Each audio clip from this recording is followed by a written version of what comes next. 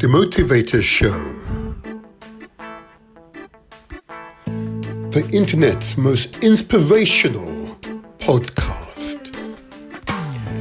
Every Saturday morning from 8 to 10 a.m. British West India Regiment Heritage Trust. Honour and respect. It is up to us to keep their stories alive. British West India Regiment Heritage Trust. Honour and respect. Remembrance Weekend, November 2023. Remembrance Sunday is a national opportunity to remember the service and sacrifice of all those that have defended our freedoms and protected our way of life. The day and events surrounding it remembers the armed forces and their families from Britain and the Commonwealth and acknowledges the vital role played by the emergency services and those who have lost their lives because of conflict or terrorism. Last year, the British West India Regiment Heritage Trust representatives attended the Greater London Authority's Remembrance Service at City Hall and marched alongside other veterans in the Remembrance Parade at the Cenotaph. British West India Regiment Heritage Trust. Honour and respect. Remembrance Weekend, November 2024. In 1980, the West Indian contingents was permitted to march together regardless of their regiment. They will march alongside other veterans in the Remembrance Parade at the Cenotaph this year. British West India Regiment Heritage Trust. Honour and respect. Our core mission is to remember, honour and commemorate the contribution and sacrifices of the West India Regiment and their modern-day descendants. We promote West Indian military heritage for public benefit through commemorative events, education and research. British West India Regiment Heritage Trust. Honour and respect. Increasing the number and visibility of black veterans in United Kingdom military commemorative events to highlight the continuous service and sacrifices made by people of Caribbean and West Indian heritage in support of British interest around the globe. The British West India Regiment Heritage Trust. Honour and respect. Curating flag-bearing and wreath-laying ceremonies, where West Indians are buried in Commonwealth War Graves Commission sites and other cemeteries around the world. These graves stand as a permanent and emblematic reminder of the 15,600 West Indians who travelled from the West Indies to fight for freedom in the world wars, many of whom did not return.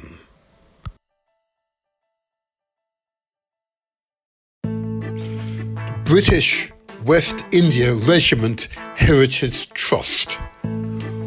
Honour and respect. Encouraging and supporting serving personnel and veterans of West Indian heritage to continue the tradition of attending military commemorative events established by our World War II veterans. British West India Regiment Heritage Trust. Honour and respect. assisting serving West Indian heritage personnel in transitioning from the armed forces as they return to civilian life. The British West India Regiment Heritage Trust. Honour and respect. Heroes and Heroines Roll Call. Marcus Bailey, born in Barbados and living in Liverpool when he joined the Royal Navy in 1916 as an able seaman on HMS Chester. The British West India Regiment Heritage Trust. Honour and respect. Heroes and Heroines Roll Call. Samuel Wesley Yearwood of Port of Spain, Trinidad, worked as an aircraft mechanic, and it is known that Sergeant William Robinson Clark of Kingston, Jamaica, flew biplanes over the Western Front in the summer of 1917. The British West India Regiment Heritage Trust. Honour and respect. Heroes and Heroines Roll Call. Roy Manley enlisted with his brother Norman Manley, destined to be elected Prime Minister of Jamaica. They, in 1915, enlisted with the Royal Field Artillery at Deptford in London, one of the many black troops from the former British West Indies who fought on the Somme and elsewhere.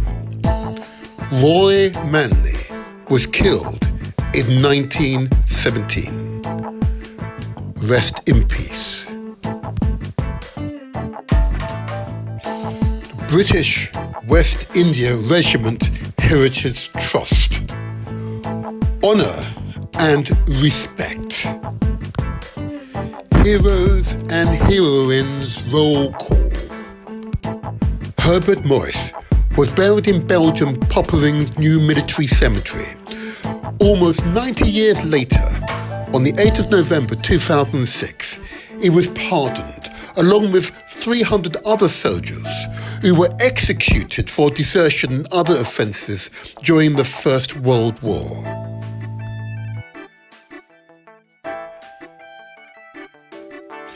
The British West India Regiment Heritage Trust.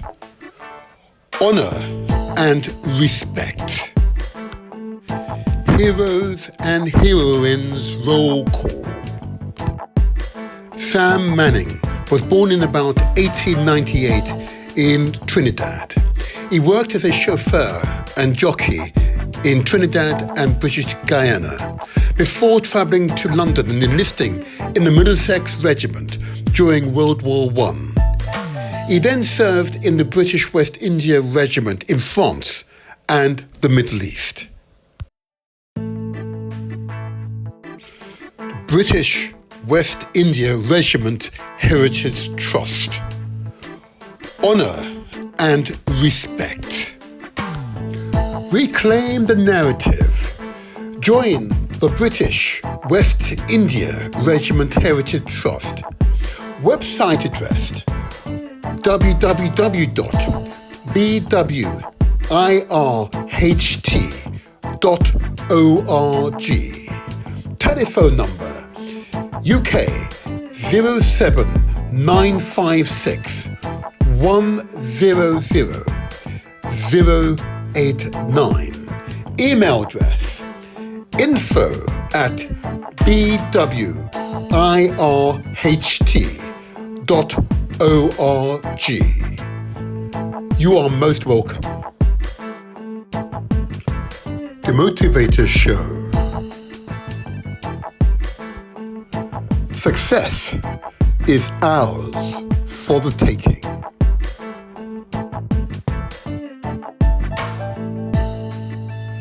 Subscribe to our YouTube channel. It's free. Press the like button and don't forget to leave a comment.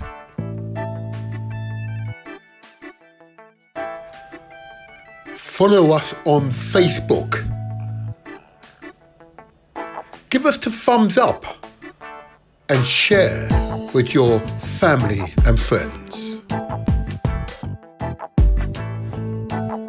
We are also on Instagram and TikTok. Follow us there too.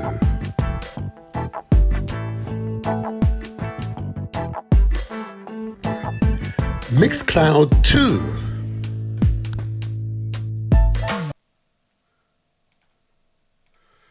Good morning, good morning, good morning.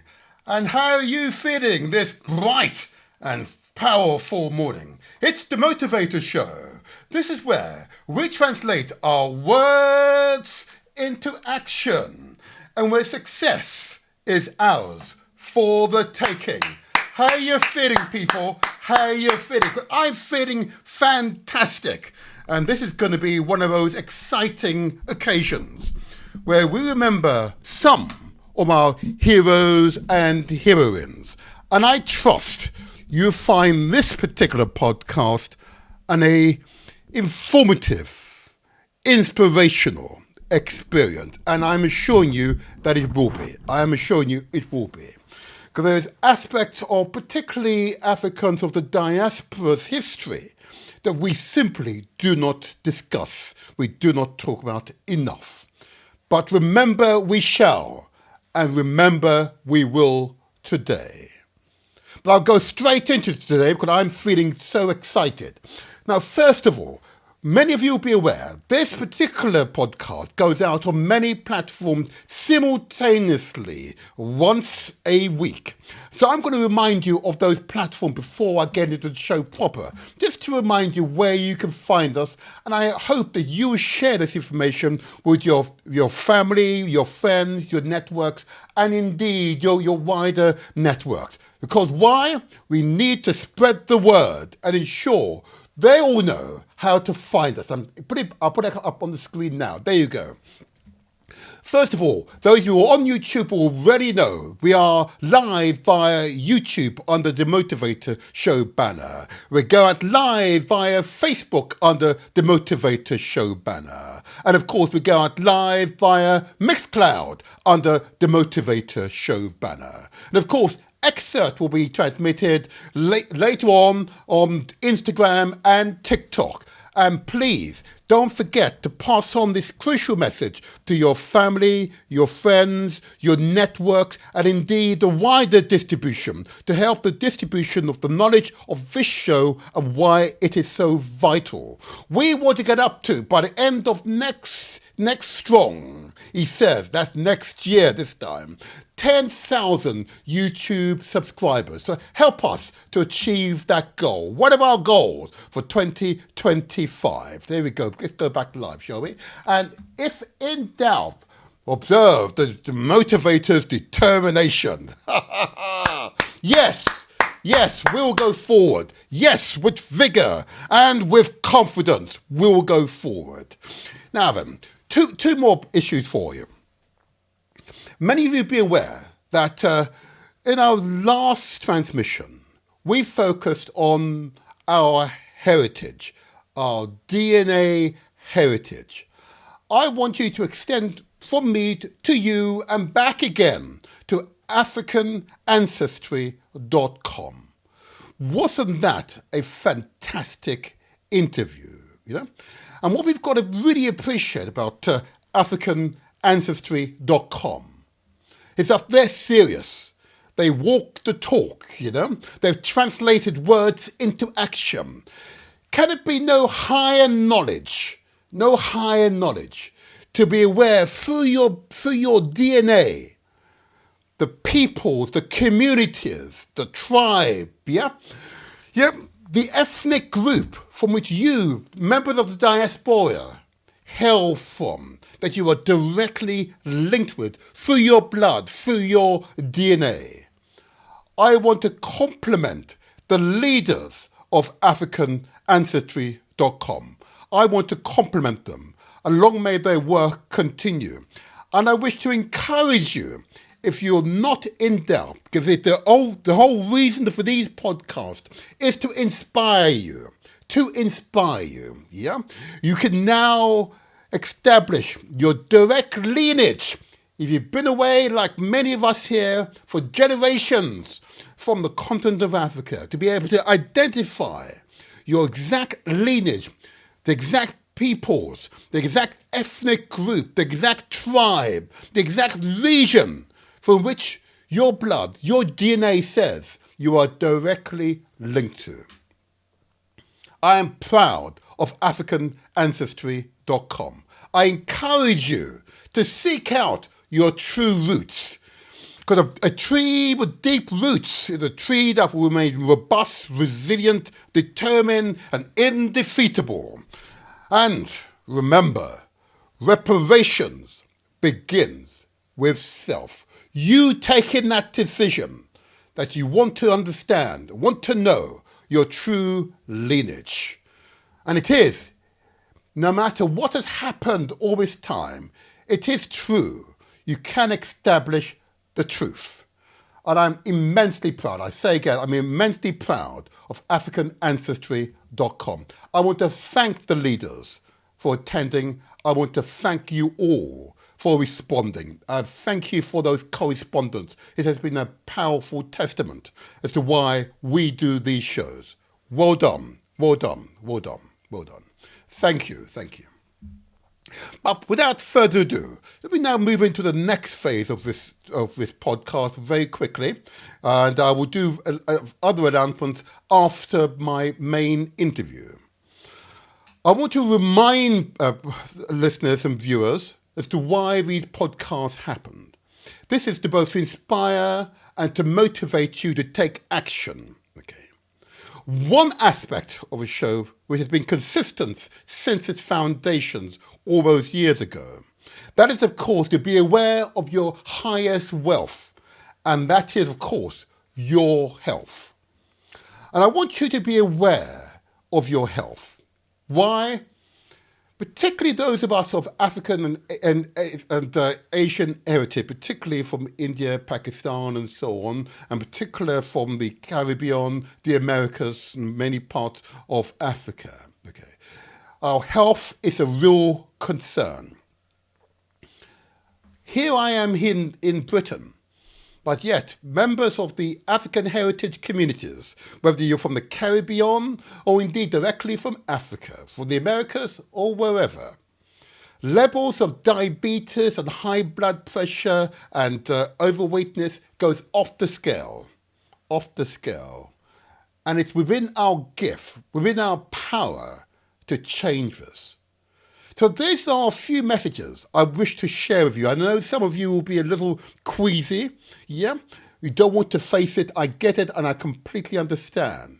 But I urge you, I think you would appreciate these messages are communicated in a gentle, considerate, thoughtful manner.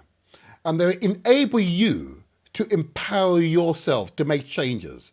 Levels of obesity in our community is off the scale. Levels of diabetes is off the scale. Levels of high blood pressure or hypertension is off the scale. And it's within our power to change.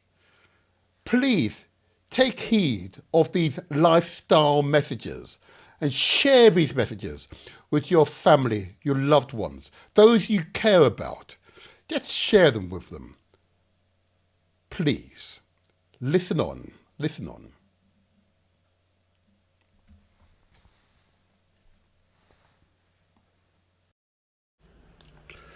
The Motivator Show. Success is ours for the taking. Lifestyle messages. We ask that you consider the amount of sugar and salt consumed each day. There is a direct causal link between the overconsumption of sugar and type 2 diabetes, prevalent particularly in the African heritage communities. It is estimated that more than 2 in 4 have either a diagnosed condition of diabetes or an undiagnosed condition of diabetes. Here in Britain, the NHS spends more than £26 billion treating people with diabetes, which is a condition for life. Too much salt in our diet disrupts the natural sodium balance in the body. This causes fluid retention, which increases the blood pressure exerted by the blood against the blood vessel walls, or high blood pressure. The potential impact of too much salt can include enlarged heart muscles, headaches, heart failure, high blood pressure, kidney disease, kidney stones, osteoporosis, stomach cancer, and strokes. Another lifetime condition. We ask that you consider the amount of carbohydrate consumed each day. Typically derived from wheat-based produce such as pasta and other related wheat-based products, and of course root vegetables such as potatoes and the yam. And yes, I did say yams. Excess carbohydrates intake places a large metabolic load on the body. When the body constantly has high levels of blood sugars to deal with over time, this leads to weight gain, poor metabolic health, and an increased risk of heart disease. We ask you to consider the amount of fat that you consume each day. On the screen, you can see raw meat. Clearly, the red meat is meat, but the white streaks you see in the meat is fat. Our bodies need healthy fat for energy and other functions, but too much saturated fat can cause cholesterol to build up in your arteries, in other words, our blood vessels. Saturated fat raise your LDL or bad cholesterol levels. This can increase your risk of heart disease and neurological strokes. Too much fat is linked to increased risk of obesity or fatness, coronary heart disease, and certain types of cancers, such as breast and colon cancers. On the screen, you see a partially blocked arteries, mainly made up of fatty acids and other ingredients mentioned previously. The blood is being forced through the partial blockage by the heart. Another consequence is, of course, increased hypertension or high blood pressure.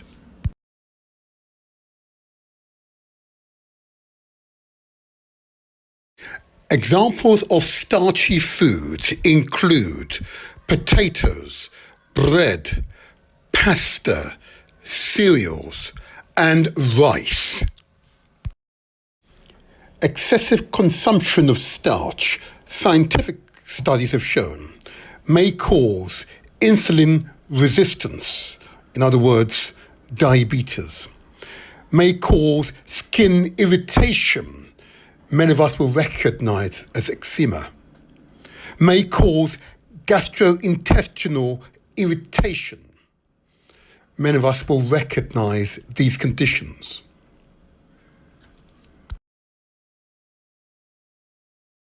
On the screen, you can see the examples of the consequences of our lifestyle. Excessive consumption of sugar and salt carbohydrates and fat and starch. You see the young lady and gentleman with the bloated shoulders, bloated chest, bloated abdomens, bloated thighs, and bloated bottoms, or buttocks in polite company. The consequence of our lifestyle. The prevalence of obesity amongst black women in the United Kingdom is significantly higher compared to the general population. Approximately 58% of black women in Britain are classified as obese. This rate is considerably higher than the average obesity rate for women across all ethnicities in the UK, which currently stand at between 30 to 32%. This is a public health emergency. The prevalence of obesity amongst black men in Britain is also notably high. Approximately 38% of black men in the UK are classified as obese. This rate is higher than the average obesity rate for men across all ethnicities in the UK, which is around 27 to 29%. This is a public health emergency.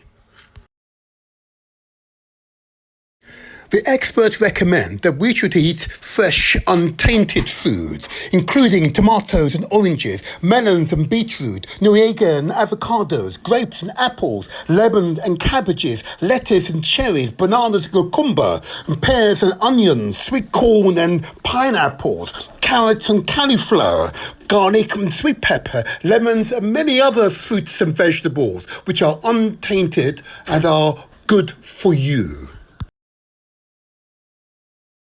The experts recommend that we should ensure that we consume between 2 to 3 litres of water per day. It does depend upon your height and your mass. You see on the screen a young man drinking his water, the young lady enjoying her water.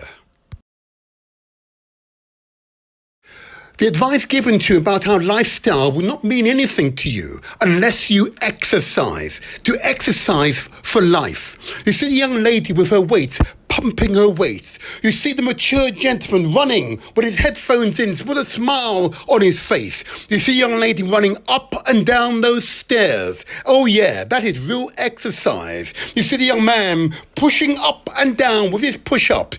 This is exercise. Our bodies need exercise.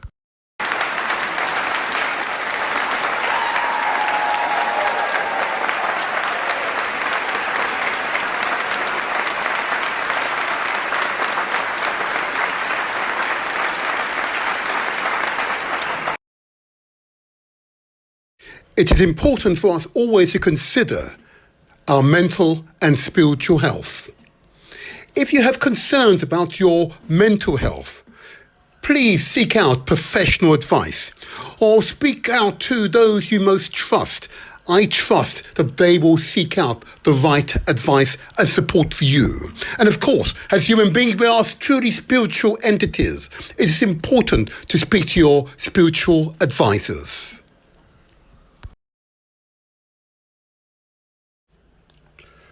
The Motivator Show. Translate. Yes, translate those words into action. Yeah, translate those words into action. That's what we say. Translate those words into action. Because success is ours for the taking.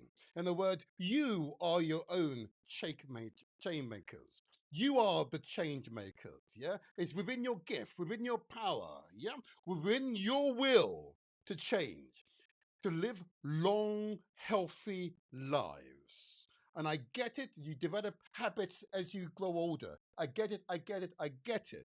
But in reality, the change is within your gift. It is within your gift ultimately to deliver. And if you're so minded, that change will happen to you in no time at all. Okay?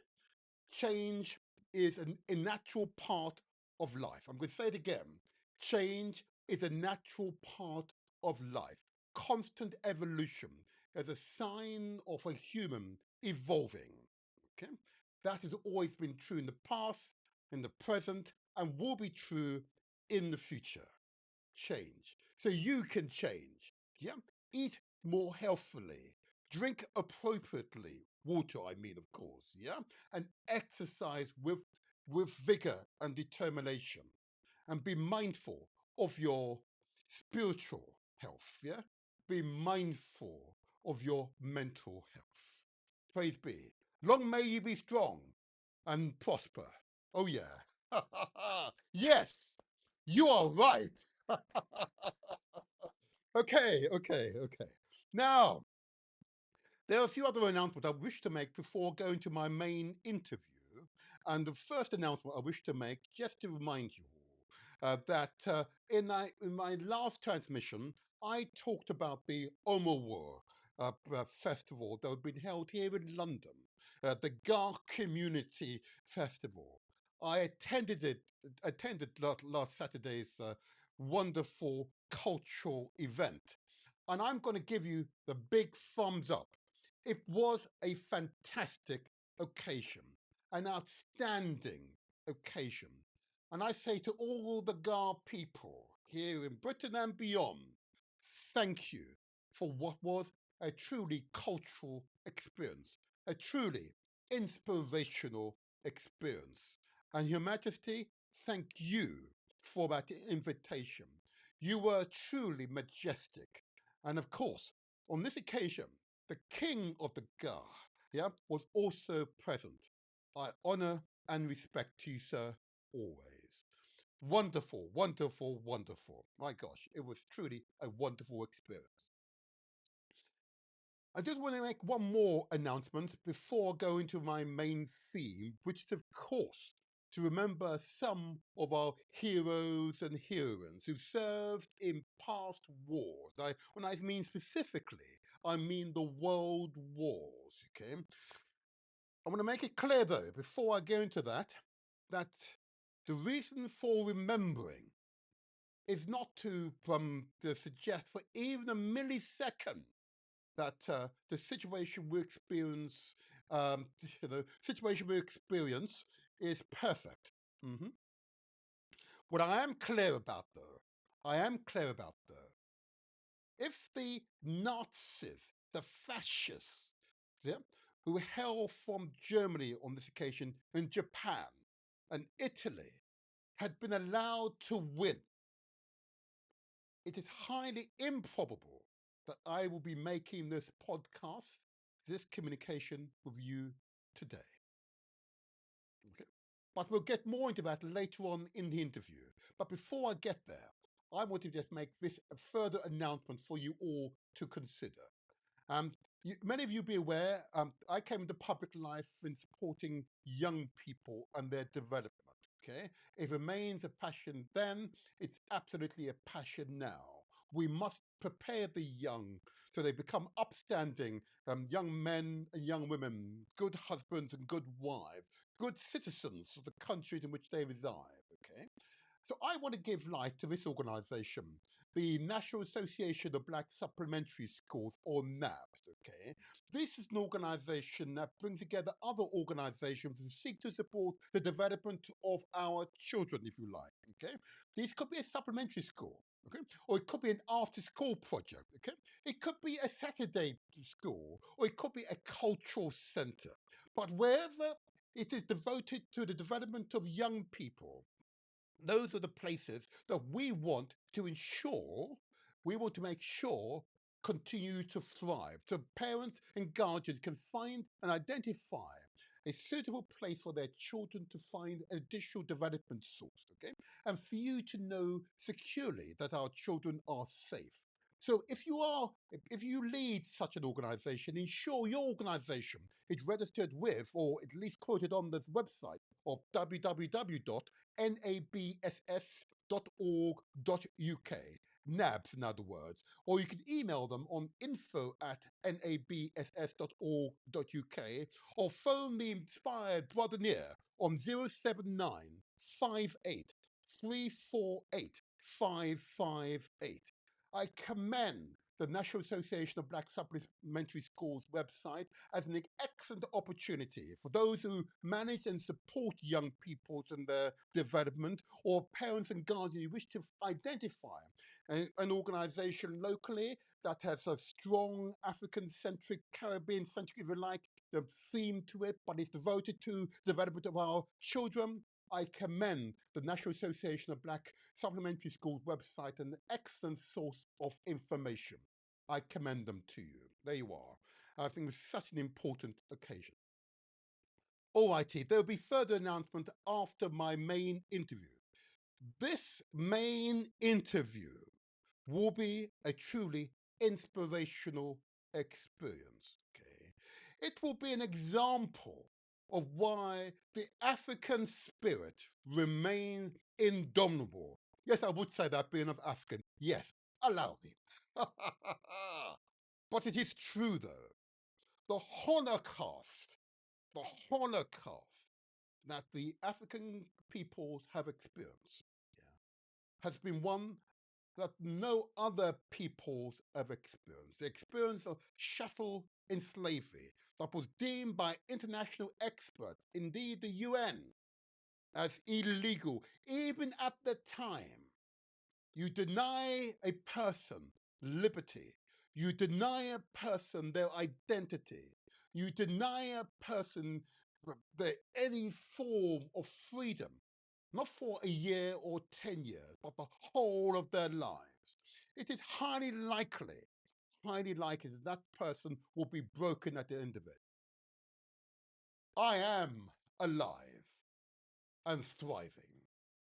I want to emphasize that.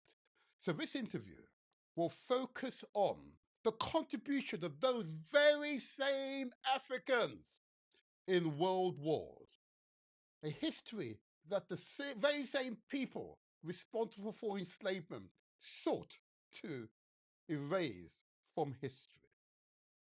It is quite amazing. But I've met some very recently remarkable people from the Caribbean, or West Indies as it was then called, and indeed people of African heritage, if you like. And I was truly inspired. You know, I like being inspired. I was truly inspired by their presence, truly inspired. And you're going to meet one of their number today. And I'll play a few excerpts from the discussions I had with other colleagues yesterday. Okay, watch this space. So I'm going to see if I can bring in my good friend into the main studio. Let's hope the technology works with us today, and let's see if it works. Okay, let's see if I can bring him in, and we'll get this interview underway. I am assuring you, this will be truly an inspirational occasion. But if in doubt, you can complain to me. I don't mind. I don't mind. You can complain to me. But I'm assuring you, this will be an inspirational experience. And it'll be so fantastic that you will want to tell your friends, your families, and others. And if you haven't subscribed to the channel, let me ask you, please subscribe to the channel, huh? Why not do so? I can assure you it'd be worthwhile. Let me put up on the screen. Subscribe or press the bell notification, just so that your family and friends, your network, you can share these positive messages with them. I'm going to bring him in, and I'm assuring you, you'll be impressed.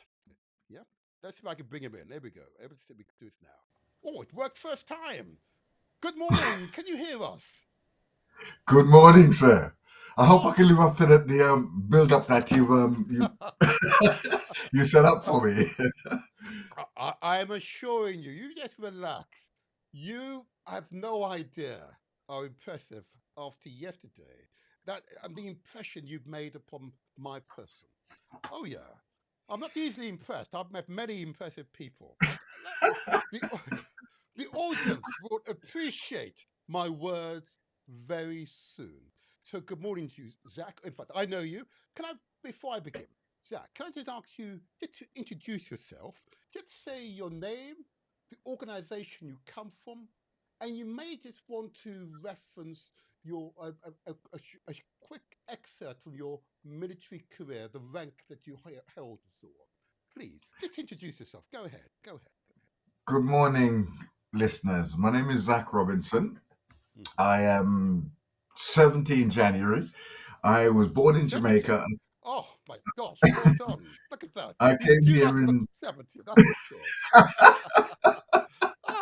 Oh, Come you're on, so please kind. keep talking. You can be my PR person. Oh. I came here in the 60s. I was born in Jamaica, Mhm, in Westmoreland. I came here in the 60s. mhm, Um, After leaving school, I joined the British Army mhm, Infantry Regiment, and I left as a corporal and did other things after that.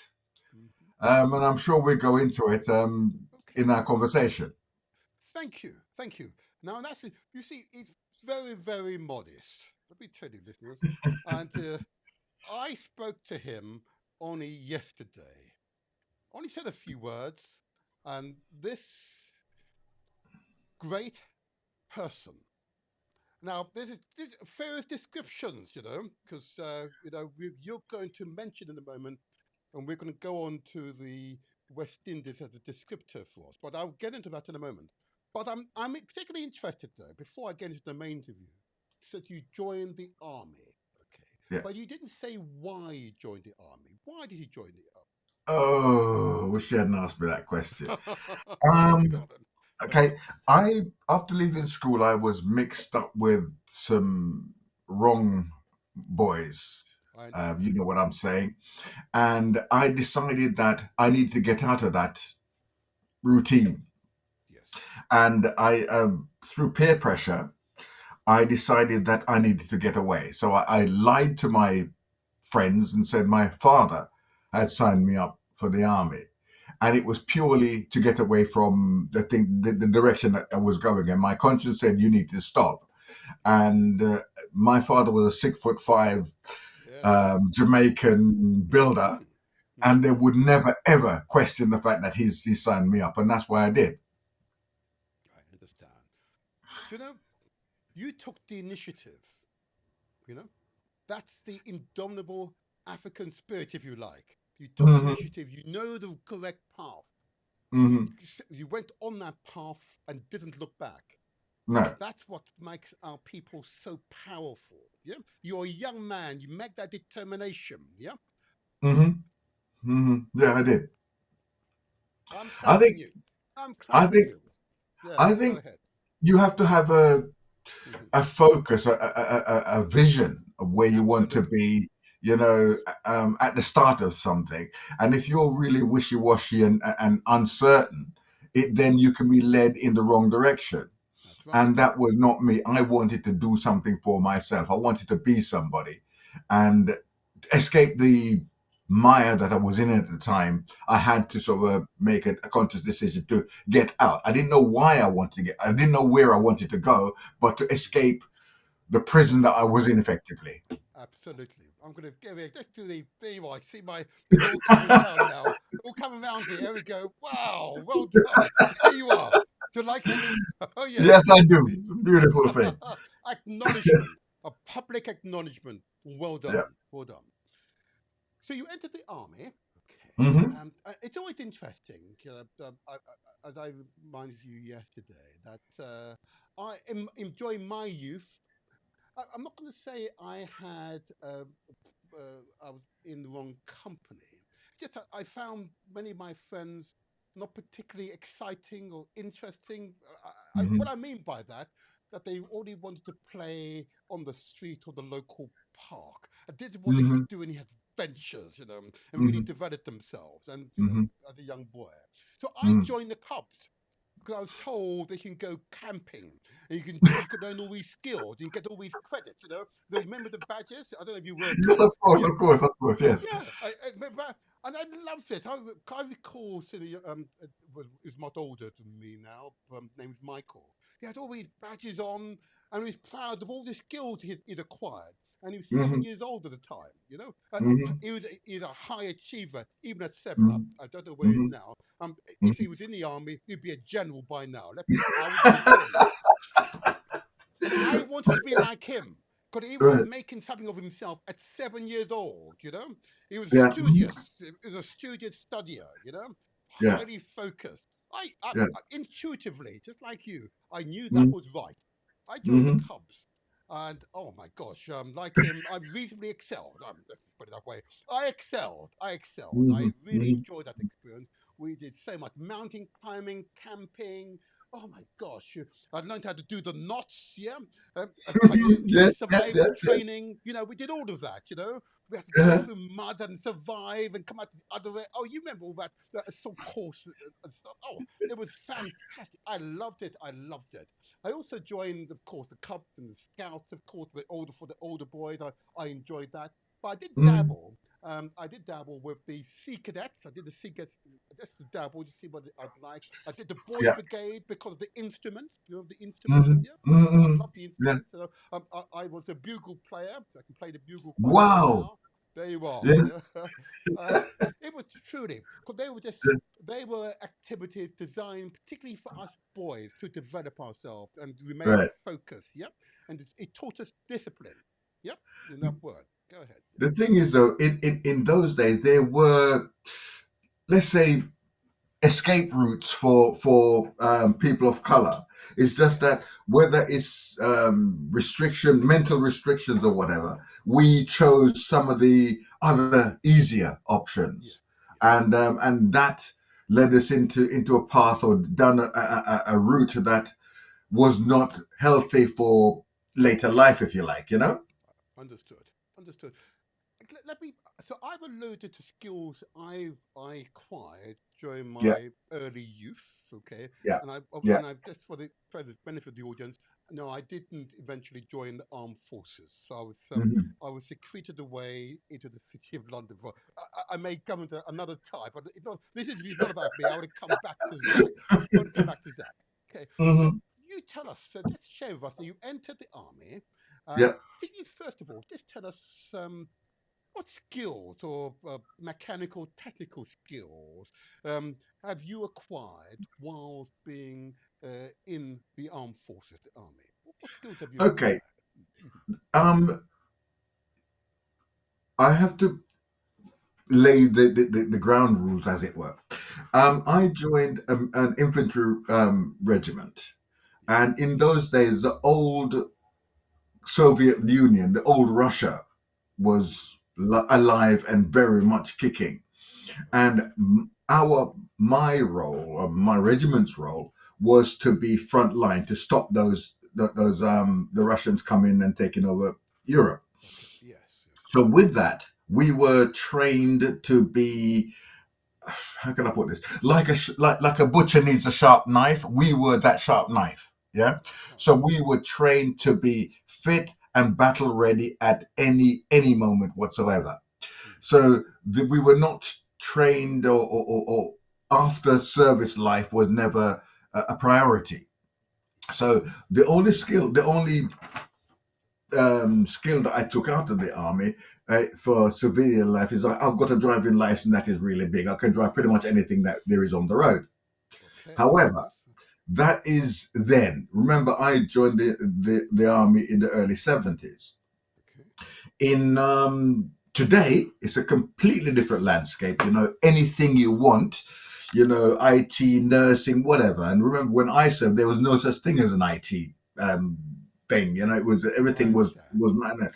So, yes, whilst I'm saying I didn't get anything, it's one, the landscape at the time, two, the regiment that I joined, and three, there was not as much opportunities available for it. So whilst you might think that, oh, you know, the army didn't train you anything, it yeah. is the landscape at the time, and the regiment that I was in, and what was happening in the world at that very moment.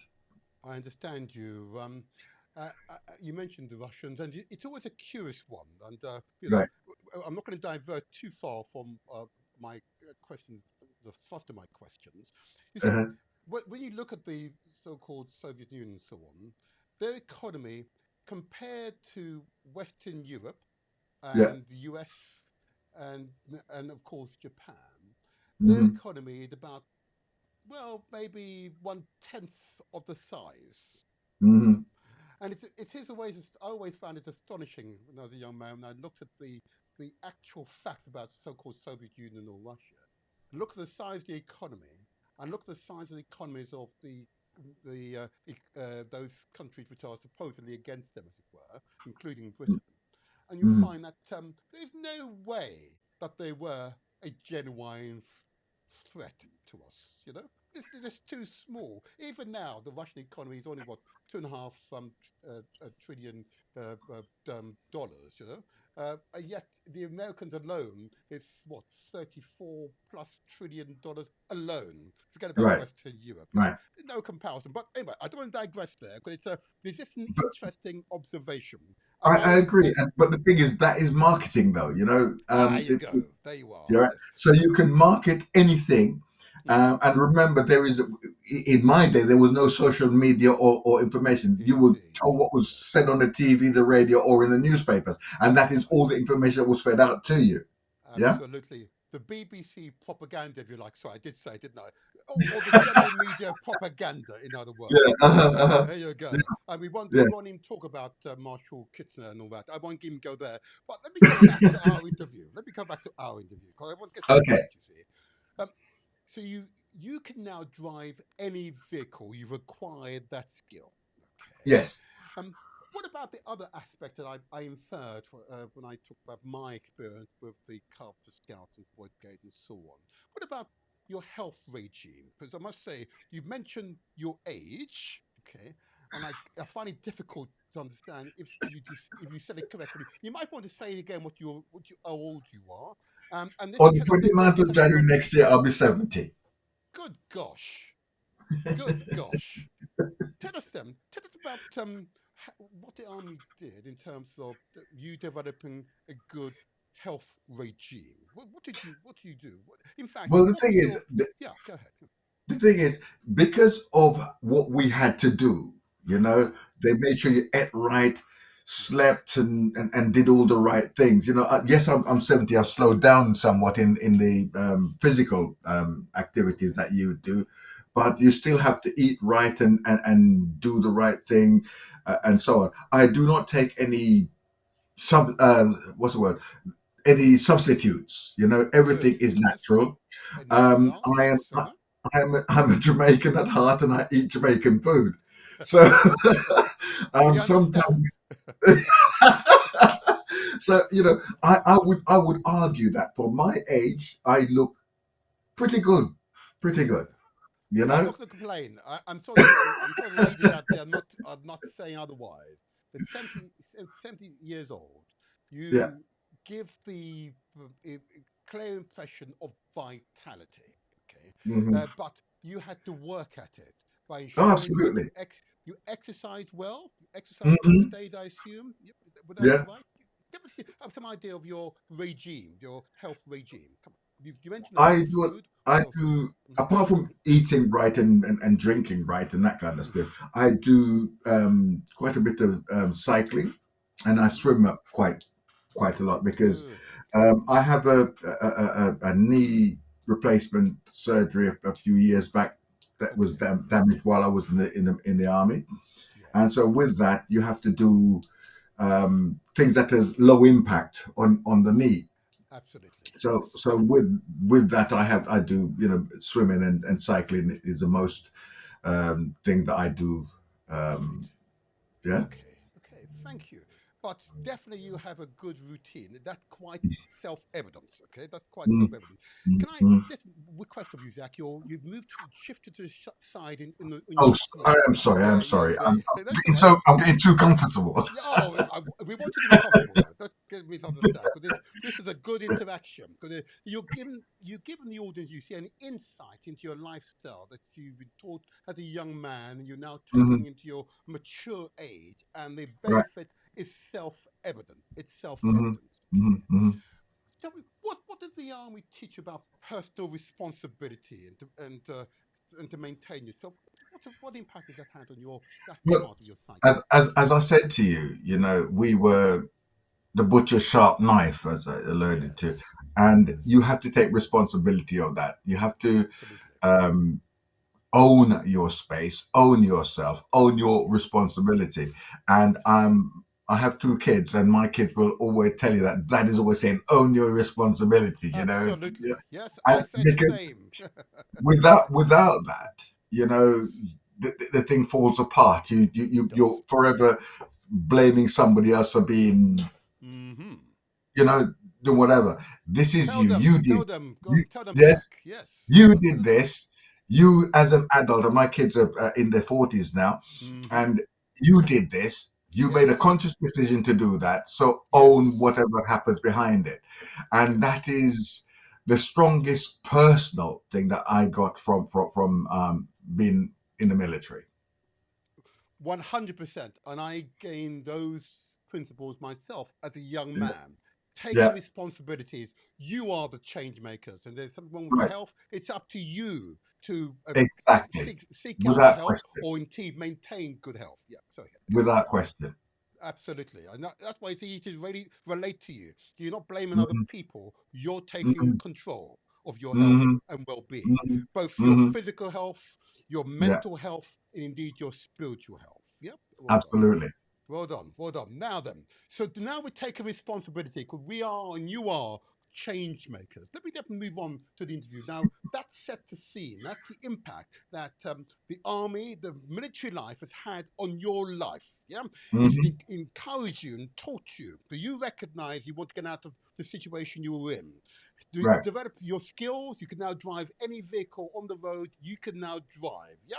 You've Hmm. developed that good habit of maintaining, exercising, being a routine. You swim a lot. At 70 Hmm. years old, look at him, my God. You swim a lot and you maintain your vigor, yeah?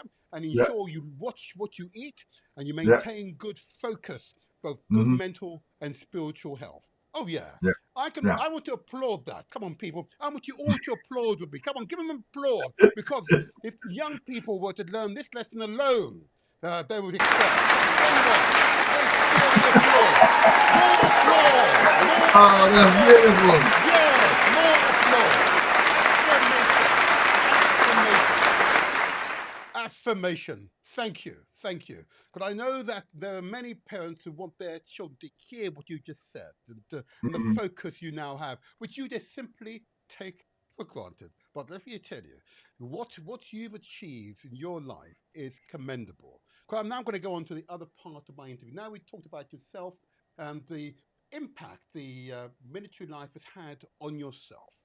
What I Hmm. want to now go on to is well, the forces themselves. Okay, Hmm. I have to get onto this question. You, of course, joined voluntarily, and I'm going to let you elaborate in terms of differences. But let me explain. Yeah? Hmm. Hmm. Also, is there a difference between how enlisted soldiers and officers displayed their racial prejudice? Um, and you might want to relate this with the squads you were in and how it was different between when you're in deployment and in sort of during times of peace where you're Yeah, not. Yeah, yeah. give us some idea. 'Cause it's Okay. important for the audience, before you come in, it's important for the audience to appreciate not only the skills and experience you've had, but the actual relationship with your fellow soldiers and, of course, officers. Go ahead. Go ahead. Right. When I served, there were no commissioned black officers. That means that people who went to Sandhurst and you have to salute them and so on. There are There none. were Gosh, uh, wow. There are zero, none. Wow. zero. Okay, and there were black. I can't, the highest ranking I remember seeing was a WO2, which is a sergeant major. We saw sergeant. You go to various venues or places, and you see a sergeant, and we would, as black soldiers, we'd go up and congratulate them because we knew how hard it was Yes. to get there. And prejudice is the wrong word. I think Yes. the landscape at the time was, you know, we are infantry soldiers. The officers, the white officers, as I said, would keep us the knife sharp. And as long as you were good at being a soldier, you were left alone. The thing is that there was very little opportunity for promotion. And so that was it. I could tell you though that my team, the guys I went to the coalface, as it were, we were active service. They were. I knew that they had my back, as they knew that I had their back, because if I went down, the team is weakened, right? So I was completely supported in the arena, as it were. But however, when we got back to camp, you'd be having a drink in a natty or something, and What's a naffy? Sorry, what's that? it is like the For the benefit of the audience, because it yes, sounds yes, like yes. it sounds as if you said nappy, and I know there are many parents out there thinking about nappies or diapers, It, if you like. But anyway, go ahead. it is like it is the place where you go and relax. In those days, you go have a drink and play pool, darts, and that kind of stuff. I see. And you be in Recreational. there. These are guys that you just come off a live action with, and some of the guys would not even want to have a drink with you. So these are the same guys who, if you're in active service, Yeah. you look out for their backs, and they in turn look out for your back. Oh yes, absolutely. But Yes. in the recreational areas, or NAF Yeah. as you call it, Yeah. Mhm. they would not want to drink with you. Yeah. Wow. Explain. That doesn't make any sense to me. Listen, this is a day in the days, a landscape where you could call a black person a nigger and it was accepted. It's just Okay. accepted, Okay. We accepted don't want to use that dialogue. word again on this show, though. I, No. and Yes, I, I understand. I'm going to be honest with you. I hate Mhm. people referring to it as the N word, Okay. right? All right. It is diluting what is being said, right? Understood. And as I said, take responsibility. It is not the N word. Nobody called me the N word. They called me the word. Wow. Okay, and I hear you. I'm I very, hear you. very conscious that this is a dilution of of what we feel, Yes, I understand. I and understand. that to me is wrong. It's another term of, like, when George Floyd died and people were saying Black Lives Matter. They were saying it was political, because the reality is that they were doing the wrong things. Please do not allow these things to happen. As I said, take Hmm. responsibility, and this is Absolutely. my responsibility. And I'll say it in front of the king if it comes to it, right? And Absolutely. I will use that word in front of Yes. the king, because it Yes. is wrong. It Please is wrong. understand that. It is Yeah. wrong. We agree. It is wrong. Wow. I'm sorry to get on No, my I like soapbox. it. This is you, and that's what Yes, makes you indomitable, resilient, yet right. determined. It's You men know, like you, and indeed women, have that personality trait. right. You are the ones that ensured that we were able to survive the Ma'afa, yeah, Hmm. the great disaster. It's that determination when you're clear when something is wrong to say Hmm. to you speak truth to power. Continue, sir. Hmm. We're listening to you. Yes. We're listening to I, you. I have put my life on the line There you to are. Yes. serve, right? Yes. And when you dilute what I am saying, what I stand for, Hmm. that to me is wrong. Understood. Yeah. Understood. So, Understood. you know, I've simply got a little technical problem. The YouTube algorithms don't like such words, and it's therefore. All right. But anyway, people get used to it, right? okay. And stand with me and do not use the N word. So Oh, I like you. Go on, the sir. N word, right? Right? It Yes, is you're right. Go on. let us bring it back, Hmm. right? I came here in the early 60s and it Hmm. was not the landscape that we had now, Yes, right? I know. I know. Yes. And I lived through it. I lived everything through we it. do is diluted to make people feel better, right? This is not about how do I feel. You're Hmm. diluting my senses, my standing, what I stand for, by rebranding Hmm. things. Don't do it. Absolutely. Don't allow them to do it. I don't understand why you're not a general in that case. Yeah. Could you Honestly, imagine me as the general? Oh yeah, oh yeah. No. Again, and I'd say to many of the British aristocracy, the Right. landed gentry, those who went to Sandhurst, as it were, that Uh-huh. they've allowed enormous talent to slip through their fingers, and Britain is poorer for it. And you have an example right here. You have Right. allowed far too much talent to go astray because of personal prejudices. Yeah, that's what I'm going to Mm-hmm. say to them. They speak truth to power, as it was, Zach. Right. Right. I hear you, and I hear you. All right. So they would not talk to you in the Mm-hmm. NAFI, the recreational area, but Yeah. if on military deployment in a hot zone, if you like, that Yeah. you would have their back and they would have your back, and you're confident they would have your Absolutely, back. without question. Absolutely, without question. You know, Mm. Hmm. and it is self-preservation to some degree, because if Okay. a member of the team goes down, the team is weakened, Mm. right? And which means that you have got to do more work to be safe. Yes, So absolutely. it is in their interest to keep me safe, as it is in my interest to keep them safe, because it's a life preservation effectively. I understand. I understand. But it seems a dichotomy, a conflict in the mental rationale where you can display that professional respect for someone whilst in active service, but at but in your recreational area you fall back into the old propaganda and lifestyles taught to you by the aristocracy, those with Hmm. money, Hmm. those who Hmm. control Hmm. information flows. Hmm. And they don't seem to have been able to make that evaluation as you did as to why you entered the army. You knew what was right. They must Hmm. have known what was right. Again, as I said, it's a Mhm. landscape, and Okay. the landscape at the time, is Mhm. we are in a live arena, Mhm. and Mhm. we were tools. We were a tool, like I said, the sharp knife, right? And Yes. the knife had to stay sharp. And Mhm. the knife doesn't know what it does. All it knows, it has to cut something, right? I understand. So you stay in that same Okay.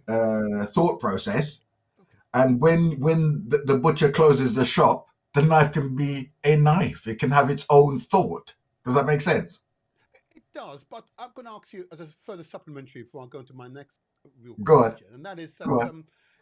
I would assume that some of these English, Scotch, Welsh, maybe Northern Irish men and women that Yes. you served with, you had Yes. the opportunity to have that discussion with them about their dichotomous, their conflicting split personalities. Hmm. Do you maybe have you had that opportunity to speak to them? What might have they have said to you in response to that They were natural right. inquiry? Mhm. I will tell you a little story. Please, please. In my battalion, there was 1,500 guys, Yes. and there was 28 blacks in my battalion, Wow, 1,500 and and we 28. all had a black name in some degree. I was known as Black Ah, Zach. okay, all right. Now, I after having a few drinks in an naffy, somebody referred to me as Black Zach, and I Yes. said, "Can I ask you a question?" He said, "What is Mm. this? Why do you refer to me as Black Zach?" "Because you're Zach and you're black in it." So I said, "Well, how many black Zach?" I said, "I understand that if there was Yeah. three Zach, you got a fat one, a tall one, and a black one. I could understand. Don't agree with it, but I understand it." And the conversation got very Tense. strong. Yes, yes. I'm sure it And did. I said, and he said, "Well, it's just a word." I said, "Well, if it's just a word, don't use it. Choose Yeah. something else." And after that, I was known as my surname is Robinson, and it's shortened Robbo. So I was known as Mad Robbo. Rob- Mad Yeah, Robbo. yeah, Mad Robbo, because I got mad over a word. Absolutely. Well said. And they respected you thereafter? Uh, Respect? No, they just understood that I wasn't going to stand for any of their BS. You know? Absolutely. Well said. Yes, well said. Good, good, good. I might have to, if I can organize it, I want to speak to non-commissioned and commissioned officers, white non-commissioned and commissioned officers. I want to talk about their life in the army and the relationship with people of African or West Indies heritage. That I'm would going to be spell it out. interesting. Maybe you can help. I'd love to talk directly to see how courageous they are. But it's an interesting Mm. one to probe. It is an interesting one to probe, Right. and we will get onto that. And my questions will hint around that particular issue.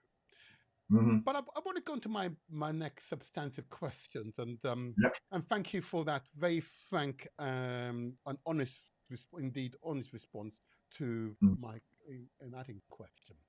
Now, describe why a person of African or Caribbean or West Indies descent would volunteer to fight the Nazis in the First or indeed Second World War in Europe, or indeed the Far East of Japan, Yeah. thousands of miles from their home.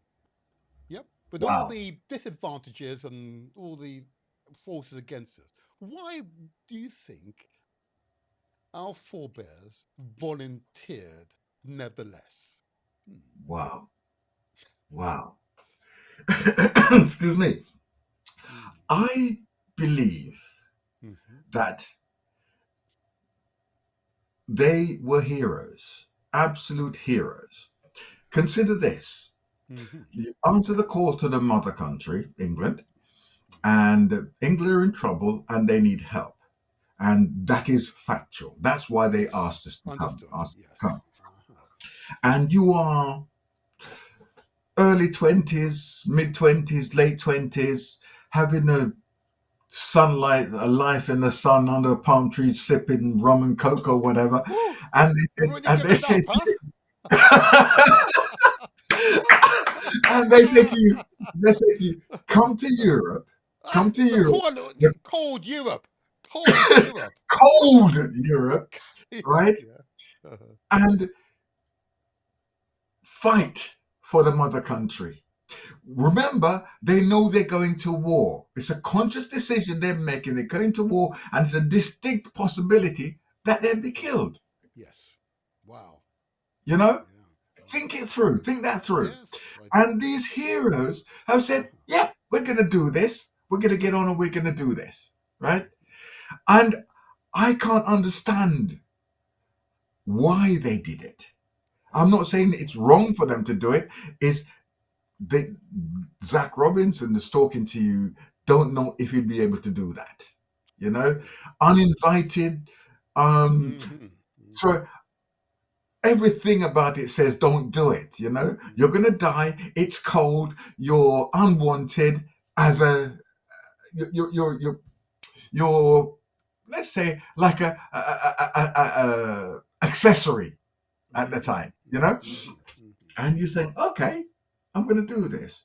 And, you know, it's 3,500 in the First World War. 3,500 took up the call, went on the ship, and Mm. unfortunately, a very large percentage of them never went back, Yeah. you know? But, but, Zach, uh, Yeah. you joined the army with a very clear reason. Yeah, very Hmm. clear reason. Hmm. Okay, I and you did. clearly benefited from that decision. I think so. Was it not an issue? And I'm probing you, because I want to get on to right, and we'll explain in a moment what that means. Okay, Yeah. because of course you're exposed and you had the opportunity to meet veterans who are Yeah. still alive Hmm. today who Hmm. served in the First World War, okay, Hmm. and Hmm. indeed the Second World War. I'd hope you might have had the opportunity to at least gain some insight as to why they're so. Because is it really the propaganda around the so-called mother country? Was that it, or is it there's an understanding of the various types of fascism or racism, as you were, or ethnic Right. prejudice, it may be another term that might be applied, that would be Hmm. practiced by the then Nazi German regime, who were prepared, history tells us, and it's quite clear it is so, were prepared to commit genocide against a group of people solely on the basis of their religious affiliation, Mm-hmm. and clearly viewed people of African heritage, whether you call yourself Caribbean or West Indians, okay, people Mm-hmm. of African heritage as being lesser than, not dissimilar to the fascists in the United States of America, who viewed our cousins there as not a whole person, whole human being, to Mm-hmm. justify their barbaric behavior. Were they not making that distinction that whilst the British, the French, yeah, the Spanish, it practiced a form of fascism that you deplored, that the fascism practiced by the Nazis of Germany and Italy and Japan could have could have resulted in part of the human family, our species, being eradicated because it Mm-hmm. demonstrated that they were prepared to commit genocide against people who looked just like them but simply Mm-hmm. had a different religious affiliation. Were they Mm-hmm. not making that determination is the lesser of the two evils, I wondered? I'm only making Okay. that deduction. Hmm. I let me say this. Okay. It is again marketing, right? Indeed. Indeed. And I think if they, when they got here or got to Europe, they realized that this is my perception, right? I'm not saying Okay. it is, I understand. this is my perception. They got here, living in the sunshine, the palm trees and the rum and so on and so forth. And they got here and they got not what they expected. Let's just put it that way. All right. And I think they would have said, "Oh my God, we made a mistake." All But right. they're now in the arena of war, and you Yes. have to do what you have to do to Yes. get home. Justify. Yes. The focus now is to stay alive because we're now in hell.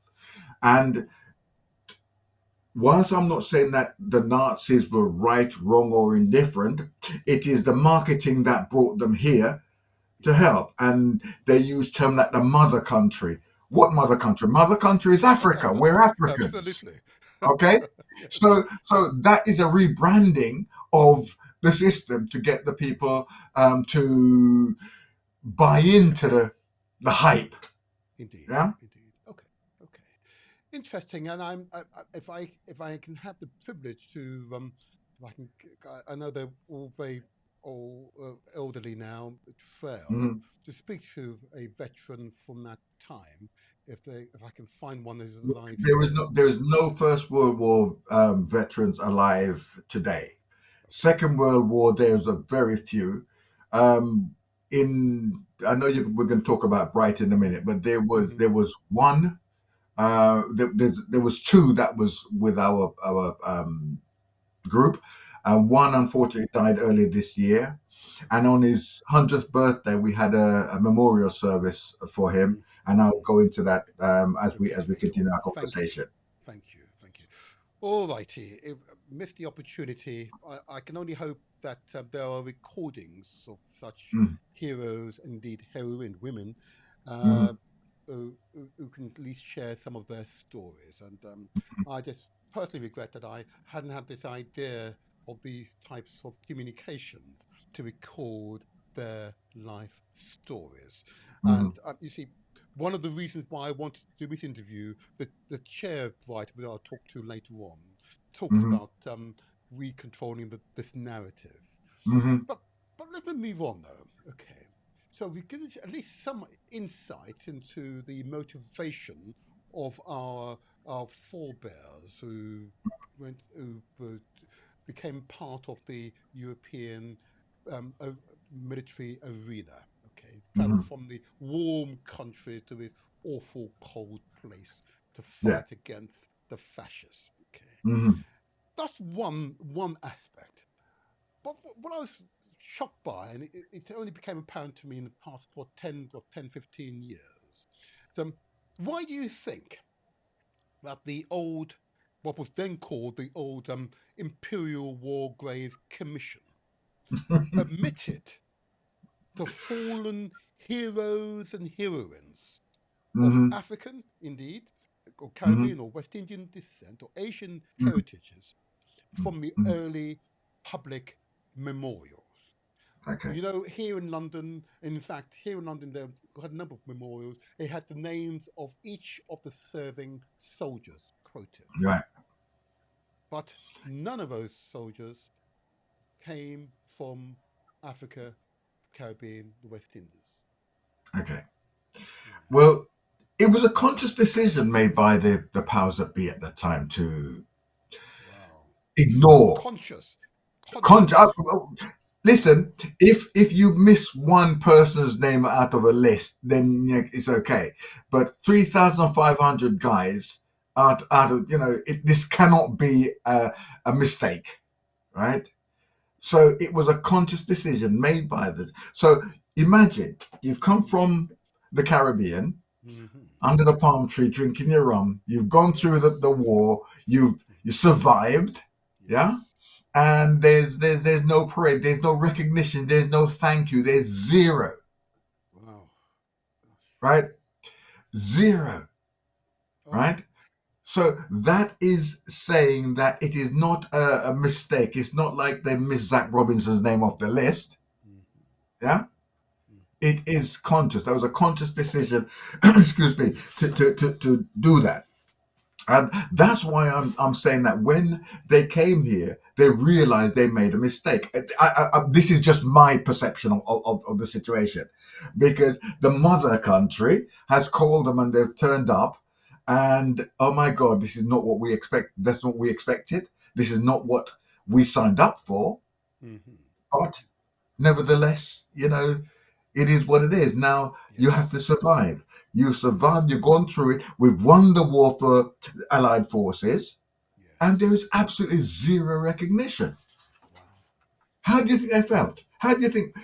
You've not been in the arena of war, but Mhm. the reality is when you come out, you're all in one piece and there's no holes in you. You're happy, and you've done well. Europe is now safe. And no, never pray. We don't need you, mate. Thank you. Goodbye. Wow. I'm almost speechless. Deliberate. What do you think would be the okay? I acknowledge the response, but what what do they believe they were achieving by omitting these heroes and heroines who came to fought with the Allies against the German fascist regime, the Italian fascist regime? I can't remember who said it, but it was said that we can't have blacks killing whites on the battlefield, and it's okay to kill a black, but it's not okay for a black to kill a white on the battlefield. Wow. And unfortunately, that was some of the stance took by the generals and the hierarchy in the military in Europe. And that's why I'm saying they came here and they didn't. It's not what they signed up for when they got here. Yeah. Okay. Thank you. No, no, thank you for your responses. It's not one I can make a joke about because it's insidious. It's a type of behavior which I'm finding difficult to compute.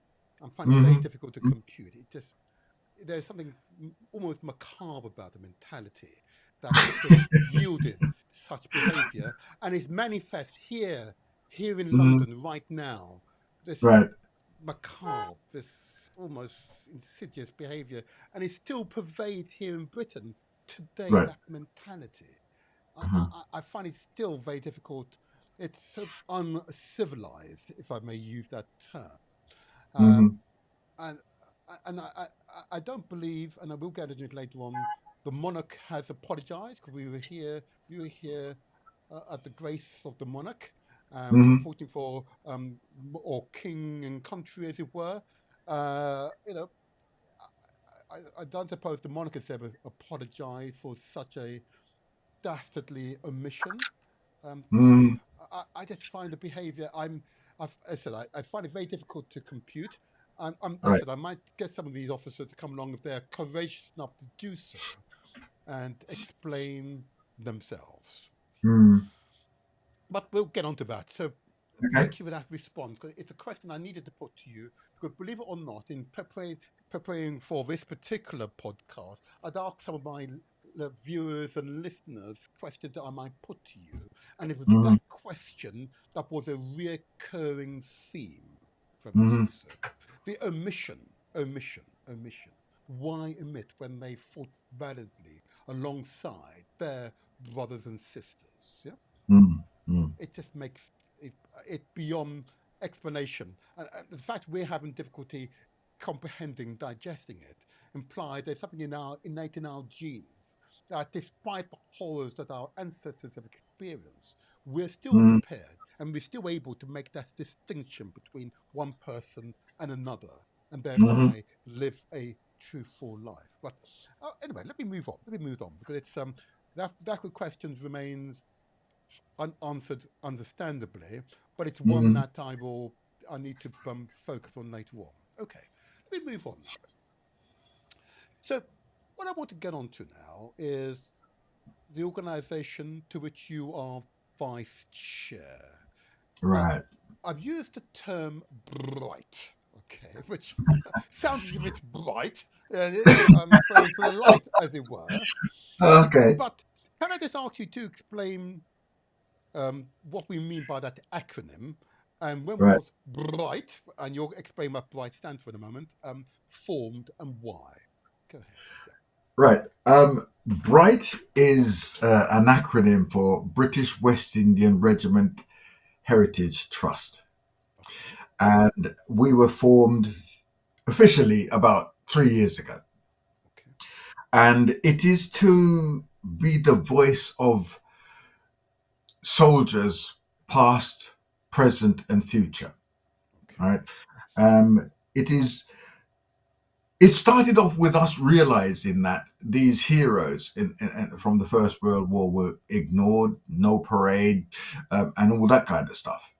And I was talking to my regimental association, one of the guys I served with on the first time we went out, and we were walking around, and he said, "Zach, do you know something?" I said, "What?" He says, "I have been here 3 times on official duty as an association vice chair, and he said, I never knew black people were buried here."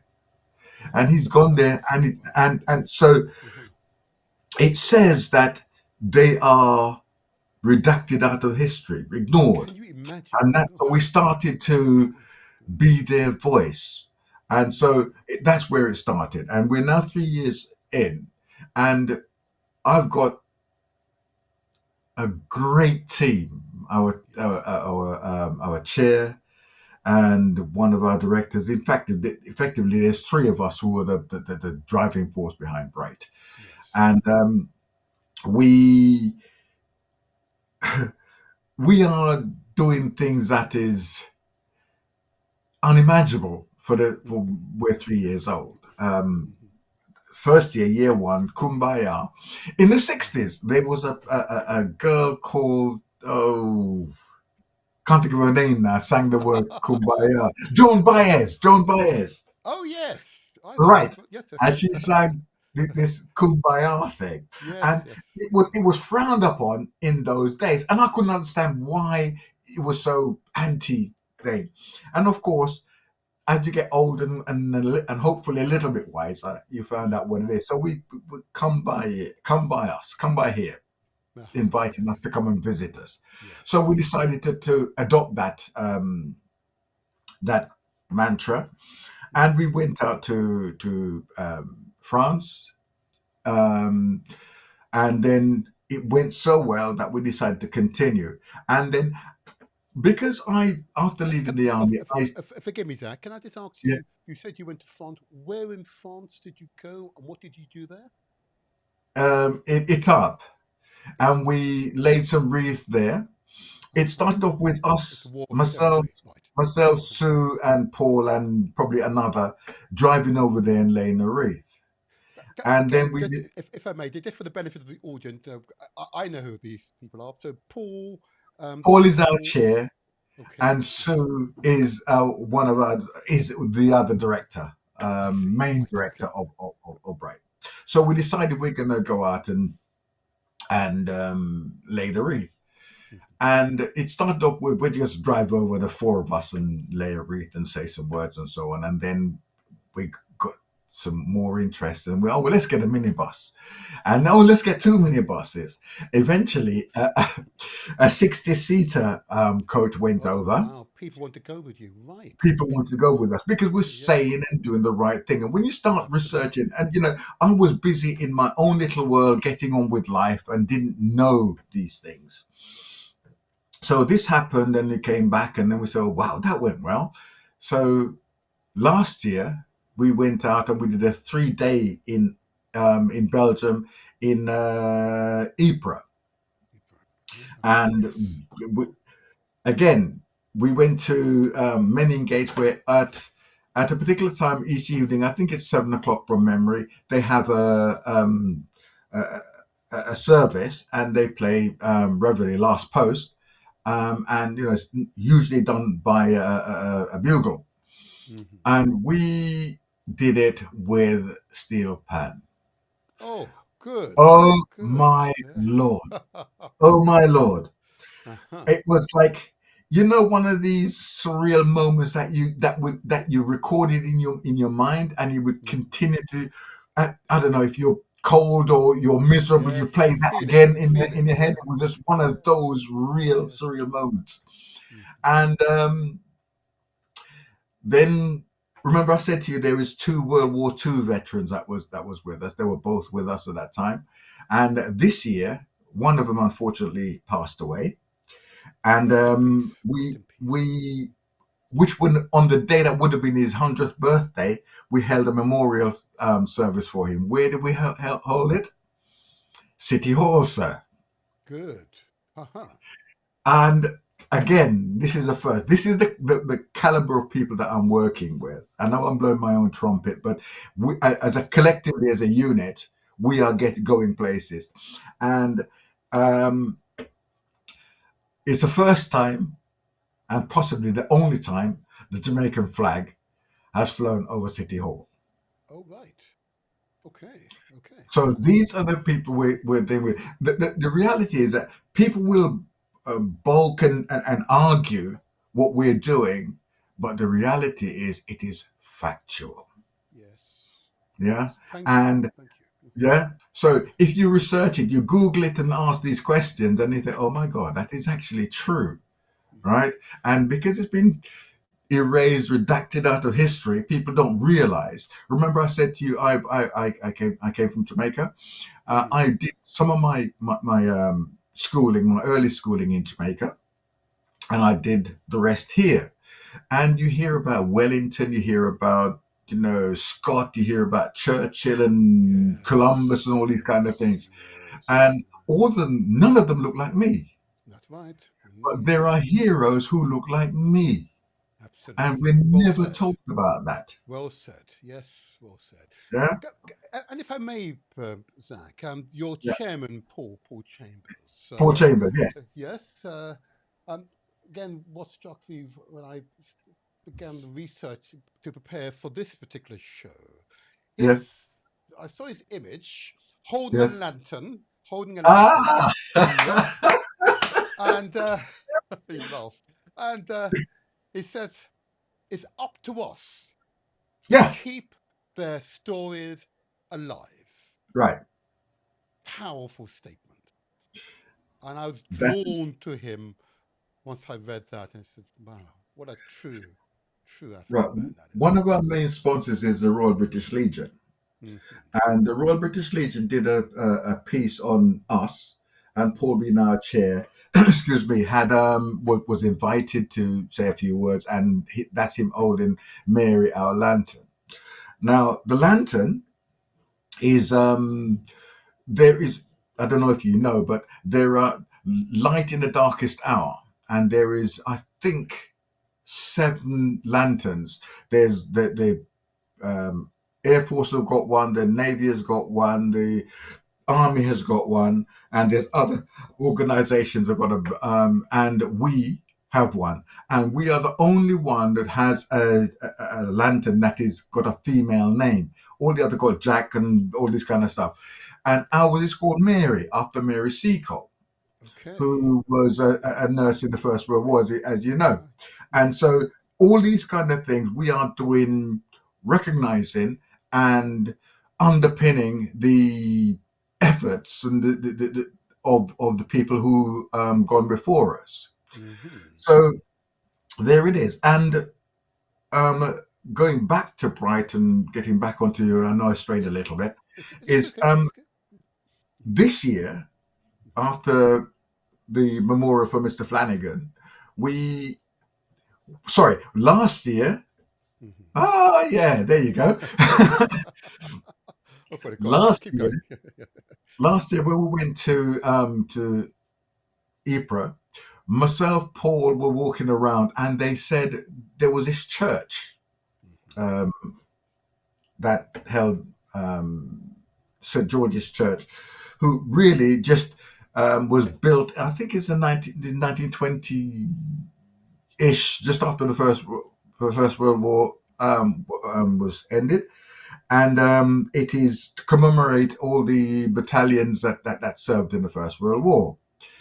So we went there and had a look around, and we said, "Well, where's the British West Indies?" There's the cap badges and plaques and all this kind of stuff of all the regiments, some of the schools like Harrow and all these kind of things that served and so on. And there was not mention of the British West Indies Regiment at all, just Wow. ignored. Wow. And Still, again, we're in the 20th century, 21st century. right, Still we lost happens. just one regiment lost 1,500 guys, Oh, look at that. right? And Look at it that. was not mentioned. So anyway, Paul, being the leader that he was, said we need to fix this. Indeed. Yes. And I thought we're going to climb Mount Everest. That was my first impression when he said it. That this is a Mount Everest job.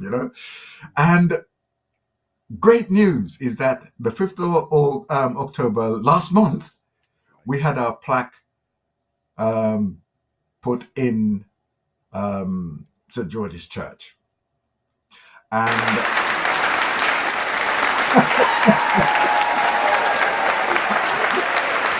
um, you know, Oh, let it flow. Let it flow, Jack. Let it flow.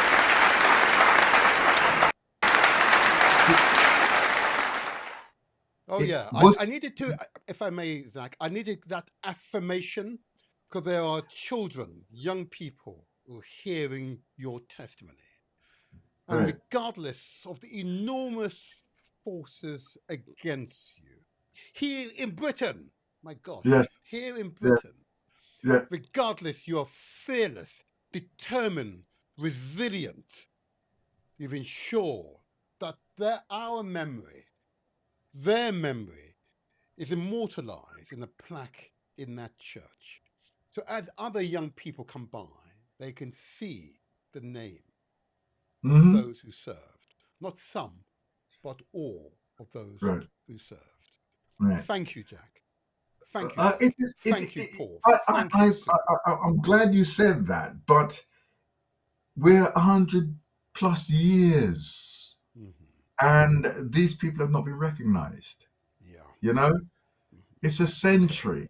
You know, Okay. it's You'd crazy. think so. It is crazy. It is crazy. It is crazy. It is crazy. Wow. And I know. I know. I feel it. Don't worry. I feel it. I feel it. And so the So research, and I did the research. It happens to me quite often. I did the research. You become emotionally entangled. You think, well, how can people behave in this manner, but yet yeah, proclaim to be and civilized? that is why I'm so happy that I've got the guys who are working with me, in that we have the same focus, the same drive, Hmm. and yeah, these guys have been silent and silenced for 100 plus years, Hmm. and they are now have a voice. Okay, now it might not be that, Fred Smith or whatever thought this way. As a collective, we were there. We answered the call, and we did our duty, and we died, or some of us died, and recognized that we had a part to play in Europe being what the Europe is today, Yes. and that Well said. is Well important said. to say. In other words, all the propaganda that suggested the people of African heritage were not involved in the world wars is simply a lie. Yeah, said by very upstanding, intelligent sounding people who simply lied. They simply lied. Okay. When I started this, I started doing the thing with Bright. I started researching because you hear these words in the white noise of life. And there was somebody said to me there was a battalion that got wiped out after the First World War, and I can't remember. In my head, it's the Sudan. But, it is what it is. But there was a regiment that was formed. Let's say the Sudan. That might be incorrect, but it was an African regiment who fought under the French flag. Okay. Yes. And they Yes. came here in the First World War, did the business, took heavy casualties, and in the war, the officers went to the French government and said, "Look, Yes. we've done our bit.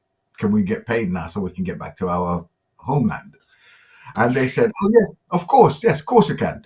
Meet us at a football field." And they said what the football field was, Oh, and dear me. all of that escapes me. But they meet us at this football field, and you'll get paid. So of course they all turned up at 10 o'clock or whatever time it was, and they turned up there, and they all got there, and trucks came with machine guns and machine gunned the whole complete lot of them. Oh my gosh. And Oh my gosh. the French said it was cheaper to spend 1,000 francs than to pay millions of francs to these people. Wow. This is the landscape that was there at the time. I know this is not the Caribbean, but if that was a thought process at that time, it meant that it was a thought process across. That is why we were redacted out of the system. That is why there was no parade for us and so on, because we're like discarded like an old pair of shoes or whatever. I've got to say, I know that it's difficult. I've lived amongst English, Scots, Welsh, Northern Irish people most, Mm, if not all, of my life. Okay, right. so Mhm, I've got a certain empathy for them because I know that some of those with conscience will be profoundly embarrassed mhm, by your words because you're mhm. not simply being pejorative. You're actually restating history that's Absolutely. actually happened. Yeah, And and I that know. is what I love. When we, Bright, say Mhm, something and people mhm. say, "Oh, that's nonsense," and they start researching, "Oh my God, it's true." It's true. And Yeah, so you it's can true. stand on your soapbox and say whatever, but when you Mhm. research it, then you have no grounds to fight me because what I've said is true. Okay. If I may ask you, Zach, I'm just conscious Of of course, time now, and of course. move. Um, you, I know you've had the opportunity to Yeah, speak to veterans both in the First and indeed Second World War. right. Okay, just just to become a little more intimate and personal for the audience, are you able to relay to us a story, a testimony of a veteran from one of those wars? That would be a poignant example of the motivations, the aspirations of that veteran. I mean, you may want to name that person, but it'd be interesting to hear maybe one or two testimonies that you I, might I have. recall. I can think of two. Okay, I okay. will. I will tell you about a young boy called Herbert Morris. Oh, Is indeed, yes. He's a Uh-huh. Jamaican. Hmm. He, we think, lied about his age when he joined up. Okay. He was 17. He worked in the artillery, and his job was to bring shells from the magazine. The magazine is where the shells are kept in like a bunker, so if it's hit by, it doesn't Wow. explode. So Okay, he'd take okay. the shells from the magazine to the guns, and This is a 17-year-old kid, and he got scared. Right. Then he was called shell shock. He ran away, and they found him. He came back, and he went to the medics and said, "Look, I'm having problems. I can't cope with this." And he was told that there is no medication for cowardice. And of course, Oh. the war didn't slow down or get any quieter. So he ran away a second time. He was caught Right. from memory in Boulogne, so on the coast, and he was brought back, and he was He was shot. shot at dawn. Oh, Now, last year we went to the cell that he forgive me. was When you say he was shot, forgive me. Just so I'm clear. You say he was executed, shot by. executed, executed. Oh my gosh! Not by the enemy, as it were. No, no, by He was his own people. Yes. So by the British military. Shot one of British those. military, Mm. and some of them were from the British Wow. West Indies Regiment, Oh wow. some from his own regiment. Okay, and whilst I understand the process, I do not agree with the process. Mm. And he asked for help. He's a 70. Imagine you're 17 years old and you're in this cell, and you know that tomorrow is my last dawn, and you wake up, the sun is rising, you think, this is me, this is this end of my life. Yes. Yes. Imagine the mental trauma. You're already scared, Mm-hmm. yeah. And all of that, and today it's called PTSD, Yes. post-traumatic stress. And Mm. I think it was in year 2000, he was posthumously pardoned, but Okay. that does not help him, Mm. you know. And Mm. I am very, very committed. Remember I said own your position, and I'm very, very committed to the fact that these people treated him harshly. The second person, I think, Can I before you go to the second person, is this God, for the benefit of the audience, God, PCDSD, which is post traumatic stress stress syndrome, disorder. yeah, Mhm, disorders, mhm. yeah, Yes, and yes, I don't want it so it's clear, and it can affect you either in the military or indeed your daily life. You could have experienced absolutely, a car crash, for absolutely, example, yes, and have yes, yeah, recurring but memories of it, and it could disrupt you. Yeah, yeah, but I just want to soldiers are emphasize more so they obviously understand. more prone to it. Soldiers are more Yes, prone to it because of yes. the nature of the job that they do. Indeed, indeed, indeed, indeed. And secondly, just for the benefit of the audience and just for clarification, because you and I know this particular testimony quite well, Yes, that the reasons for engaging in such actions was, yes. of course, to Prevent other people intimidate doing. the others Yes, not to run yes, away, yes, even though they yes. were facing the most awful conditions. Yeah. And they were Mhm, mhm. seeing and they were witnessing man brutality to man. Hmm. Yes. Mhm. Yeah, can I Mhm. suspect if I'd seen some of the scenes that he had seen, I would definitely have post-traumatic Yes, yes, stress disorder. yes, Um, yes, yes. it is a natural human reaction, Mhm. which nowadays is treated and is Yes. not. The treatment Recognize. isn't It's execution. recognized. It's Yeah. recognized. It's a condition. Whereas in Yeah. those days, it was seen as cowardice. Gosh. Okay. All right, Herbert Morrison. Is there another person you can relate to us in terms of their testimony? Um, Roy Manley. Do Who, you sorry? know Roy Manley? Ah, now I know who Roy You know, Manley is, but you need to explain his okay. relationship to the famous Manleys, who was a prime minister, You a know where this national is going, hero don't of you? Jamaica. Explain. Right. Go ahead. Uh, Roy Manley. So let me elaborate it somewhat. Um, Hmm. Norman Manley Hmm. came here, and he was I think he was at Oxford, and the war broke out, and he then joined, and he was an officer, and Hmm. and so on. He then said to his brother who was already here, said, "Come and join us," and whatever. And he was treated so badly by the officers, his fellow officers, that he returned his commission and became a foot soldier, effectively, an enlisted men. And Roy No, Manley, hold on. You say these things almost matter of factly.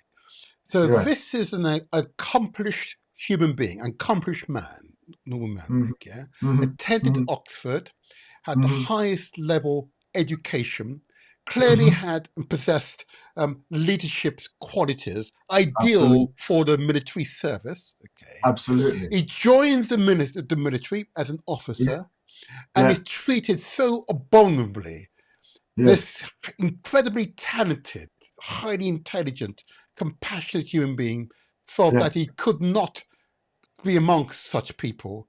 yeah, He resigned as an officer and then yeah, came back into the same army yes. as a foot soldier.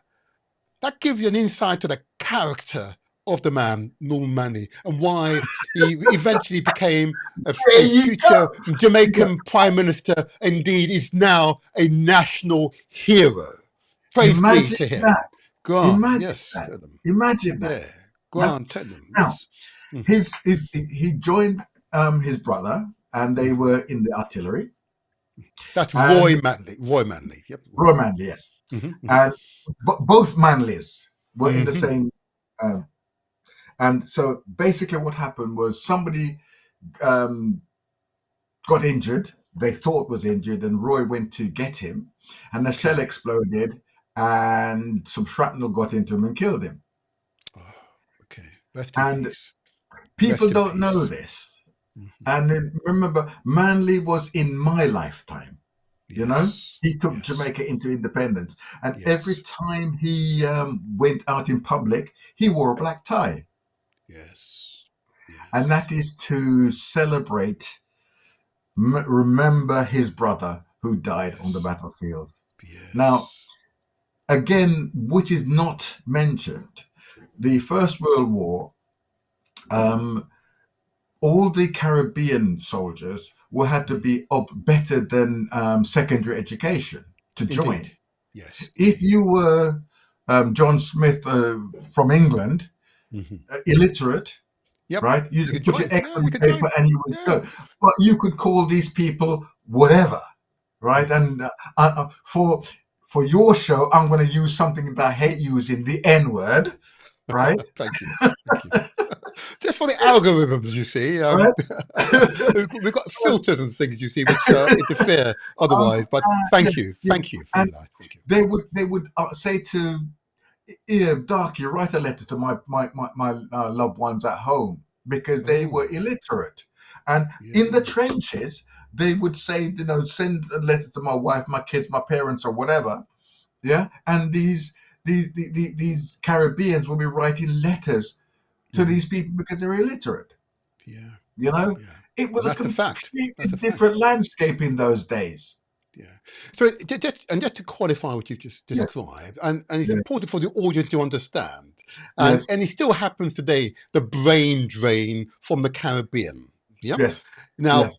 in effect, the war became the brain drain from the West Indies, the Caribbean. In other Right. words, you had to be literate, numerate, in order Mm-hmm. to enter the British Army. Can you imagine?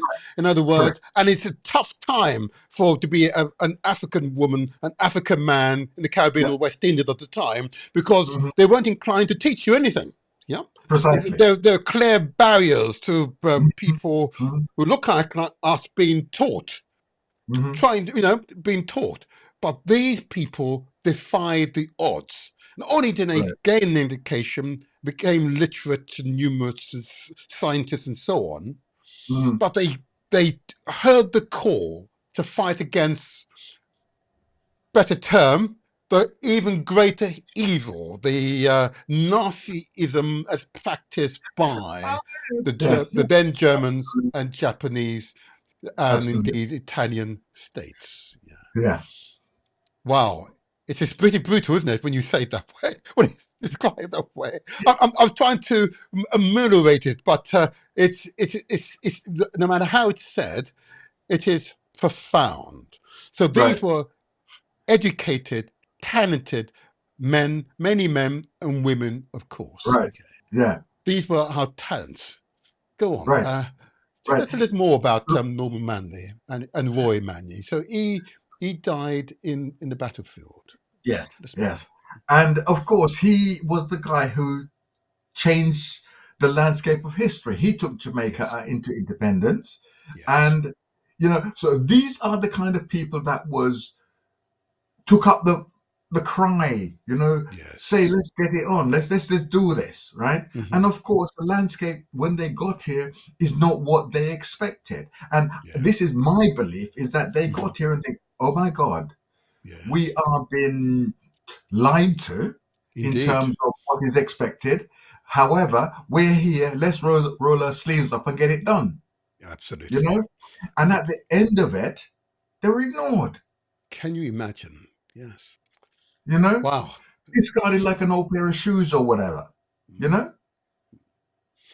Never again should it happen. And why it's important I, for us. I must say, though, that the army today has changed. I mean, it's like Tell 40 us years more since. about that. Yes, because we need to get that upward and clear trajectory. Tell us more about the army and the changes that have been made. Because I make the observation, though, Zach, that Right. I think it's 10 years ago or so, Yeah. as an independent auditor, deemed Right. the army to be institutionally racist in I its think they terms of took it on practices and board. operation. Okay, Uh, go ahead. Yeah. they took it on board. Remember, I served 40 plus years ago, and it Hmm. was a different. The landscape there then was different compared to what it is now, Indeed. and there is no after. When I served, there was no after service system, you know. Indeed. Yeah. Mhm. And now, you can anything at all. You want to do nursing, Mhm. IT, Mhm. whatever, Yes. All engineering, the whatever. skills you can All the acquire. skills are there. Yeah. And I Yeah. think they've taken it on board. Yes. And the racial in your face, and Hmm. this is my personal belief. I And as I understand. said, I have Yes. 40 Yes. plus years. I don't Yes. think you can't call somebody the N word now face to face as it happened when I was there. Nope. However, I just think it's gone underground and it's more a politically based racism. The army is doing wonderful work to get Hmm. that to get eradicate that. That's good to But know. Good to know. if you have a particular view, Hmm. right? Like talking to me, you can see that I've got strong views on things, and Hmm. that view will never go away, No. right? But because I have a view, I just do it in a more subtle way, and I think there are people still in the army who have that view and will behave in that manner, just sort of under cover of darkness, effectively.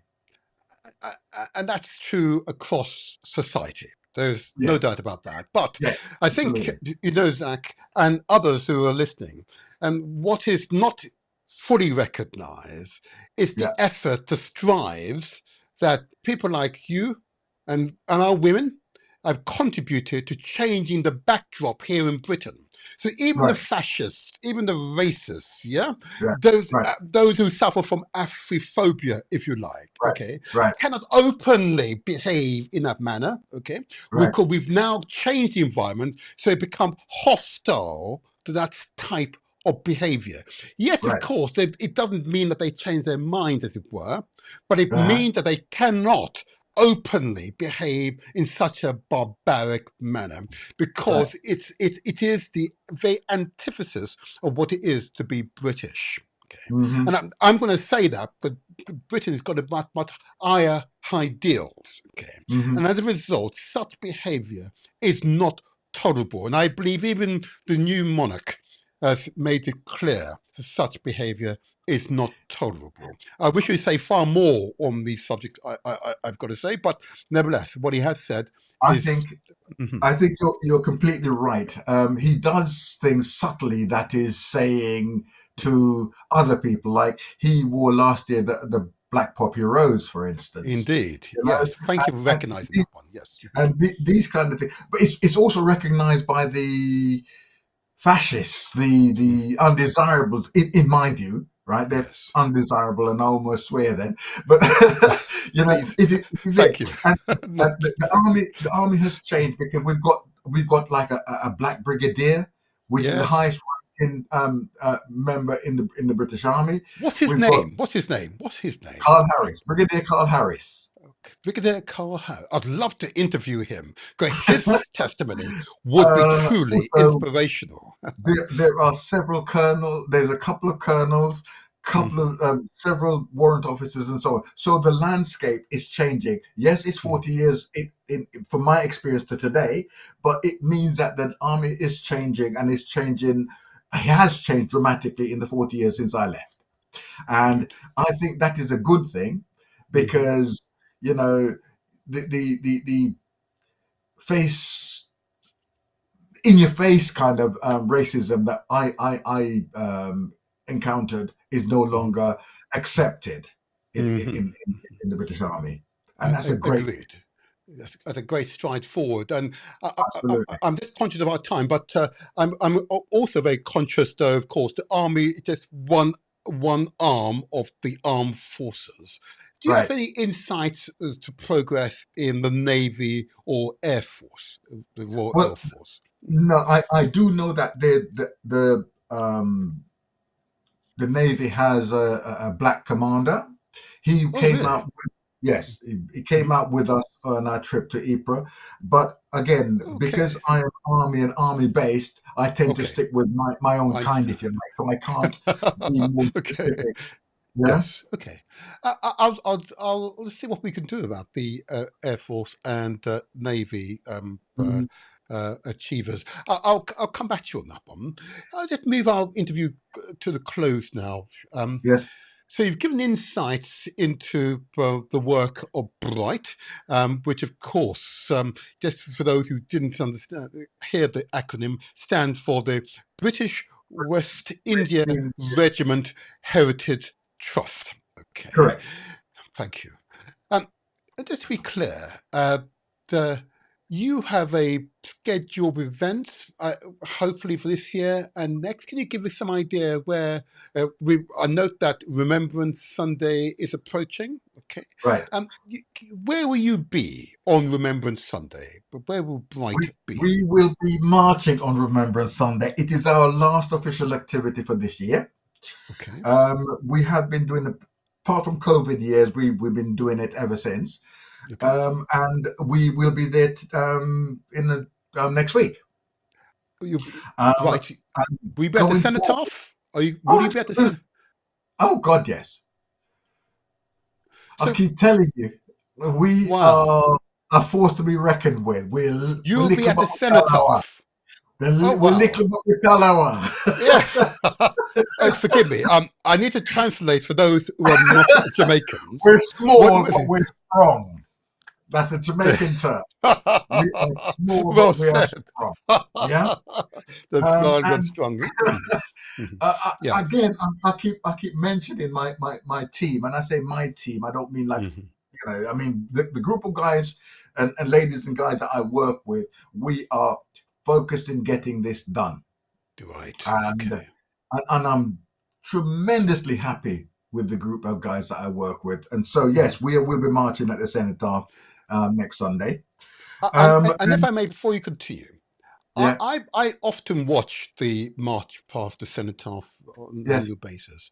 And what I yes, note, and members of the BBC and other media, and I'd love to hear your counter to what I'm about to say, yeah, is that as a group of Africans, a group of Caribbeans or West Indians approach, you know what yes. happens?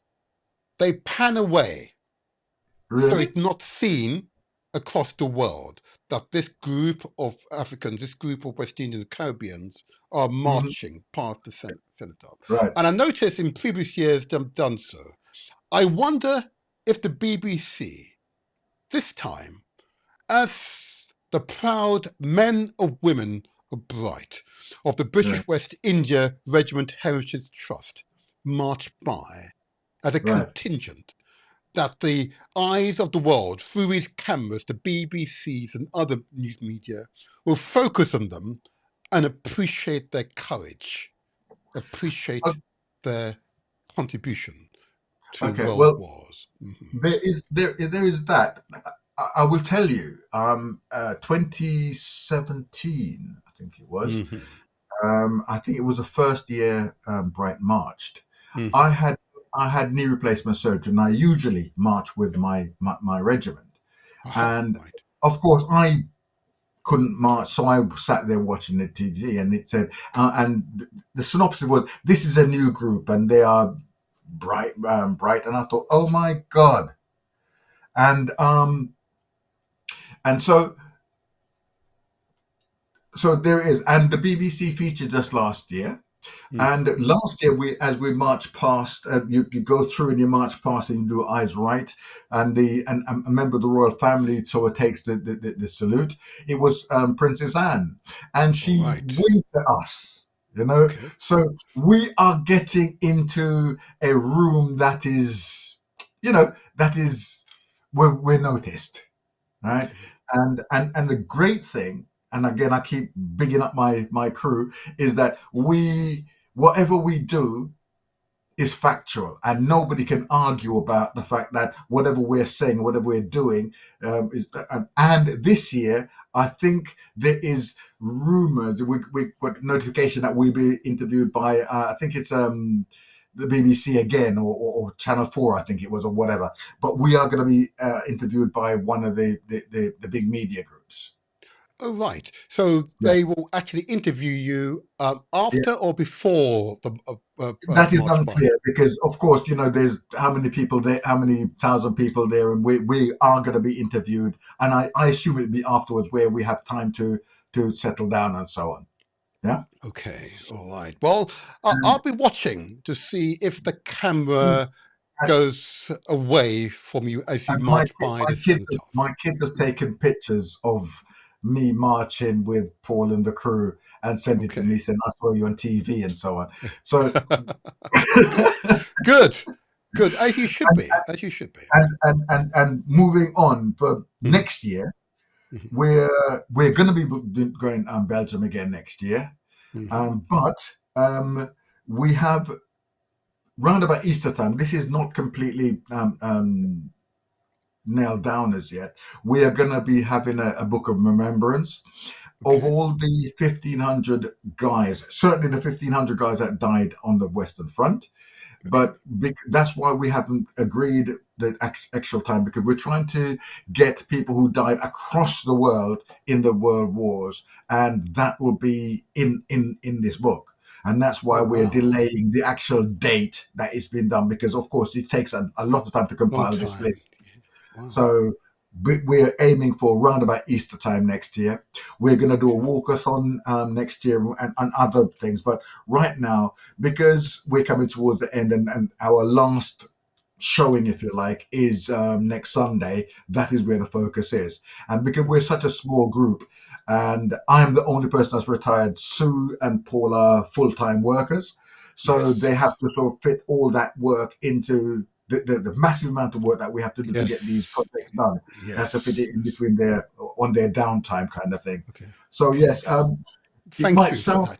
like it Mhm. might sound that we are dragging our feet a little bit, but You're not dragging your feet, don't you worry. You're not dragging your feet. You uh, you you um, you take steady steps forward. That's oh fine. That's yes, fine. and calculated steps forward. Military minds. What I'm going to do, and put on the screen. There you Yeah. are. So, if you wish to Woo! make contact, there you go. Yes, If you wish to make yes, contact with the British West India Regiment Heritage Trust, I want to yes. emphasise their mottos: honour and respect.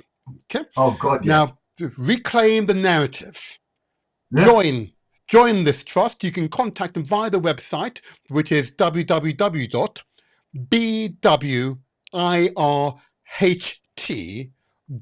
www.bwirht.org.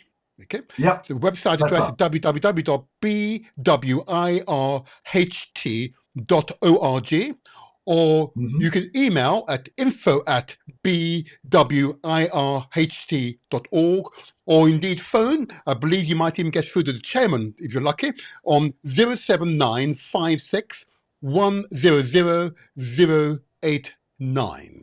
That is us. 089. There you are. That Hmm. is you. I just need to put that on screen so it's clear for those who wish to make contact.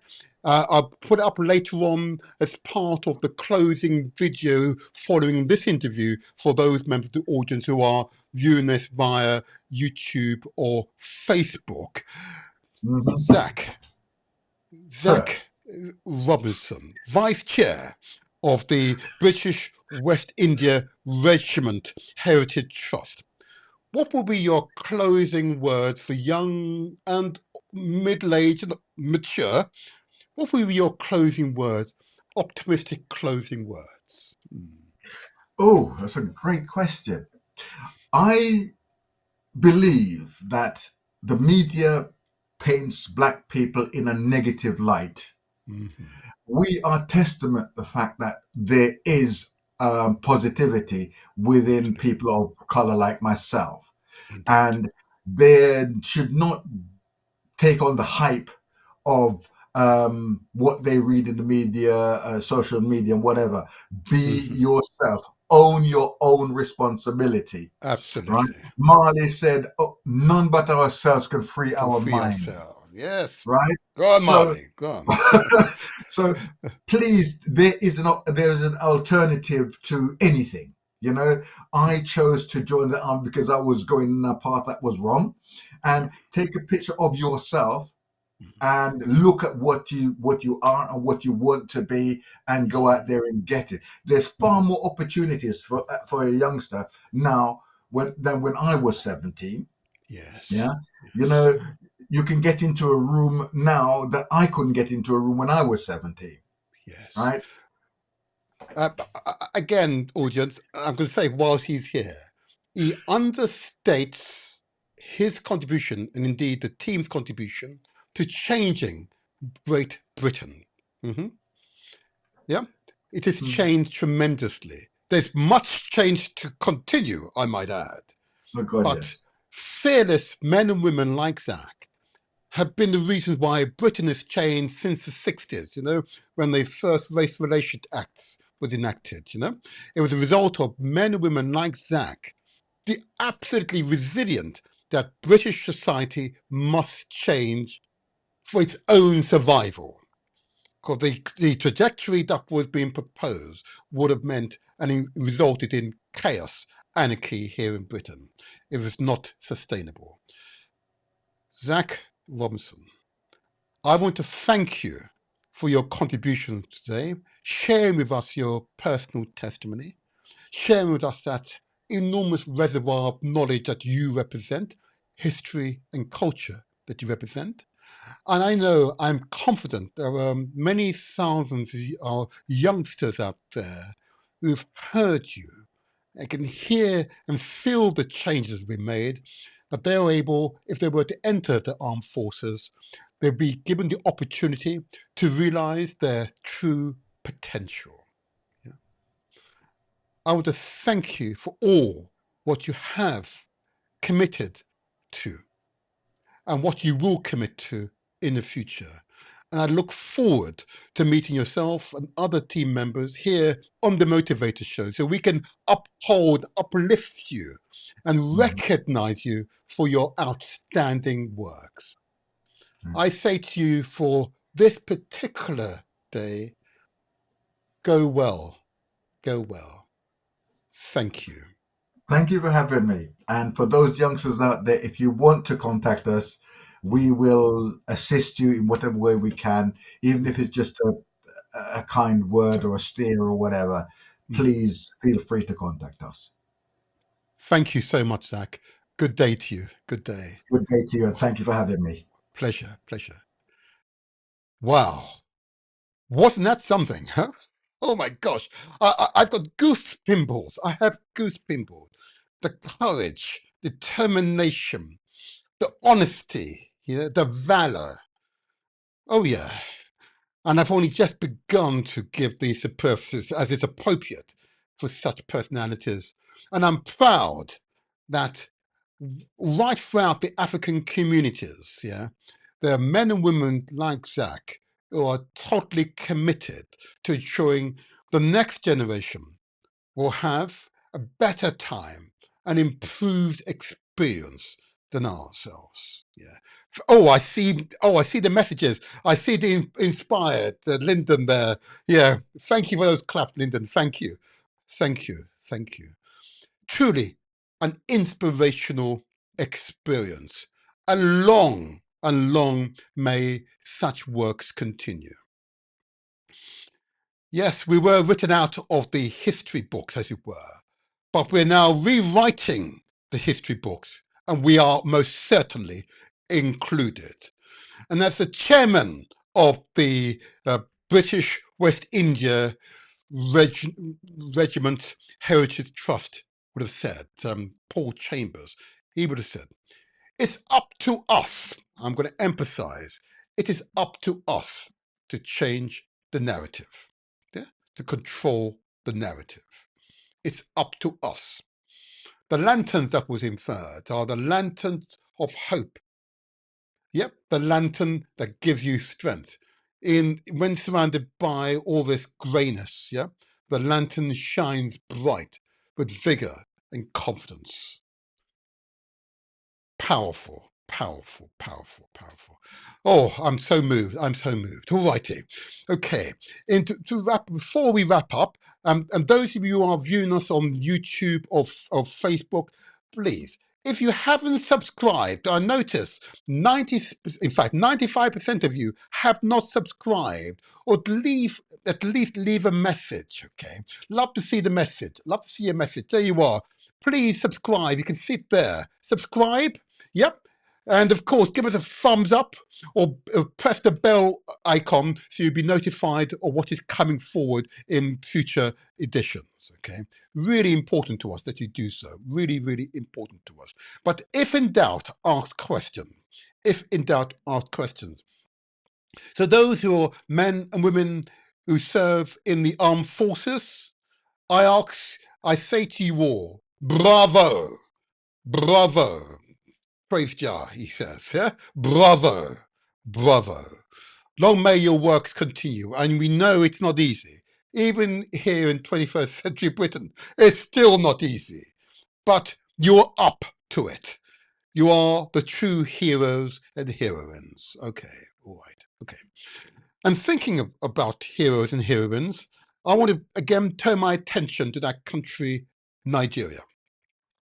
Many of you will be aware that I've had many Nigerians here from the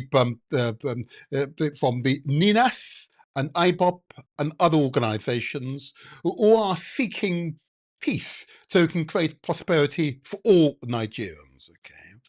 And I want to just put up, if I may, the NINAS brochure here very, very quickly. And those Nigerians and others who wish to seek peace so you can create prosperity for all Nigerians and indeed, consequently, for the whole continent of Africa, that's the implication of this. I encourage you to join up with NINAS or we need IBOP with the Biafran organization. Okay. Why not contact them either via the website or by telephone, or indeed send an email to them. We want peace in Nigeria so you can create prosperity for all. Go to Ninas Voice, NINASVOICE.org, ninasvoice.org, or email them at info@ninasvoice.org. Or indeed, you can telephone the NINAS Secretariat on Nigeria 234-912-1551. We need peace in Nigeria to create prosperity for all. Even if that means that federation reconfigures so the indigenous peoples of Nigeria can find mutual cooperation in a guise that is framed by their consciousness and not imposed by people from the outside. We need Nigeria to succeed. And that's why on this podcast, that country will be mentioned on every occasion I'm able to mention it. It's important for Nigeria to grow. So I say to all Nigerians, collaborate with others Africans so we can bring peace to Nigeria, so prosperity can be shared by all. That's an important announcement for me to make.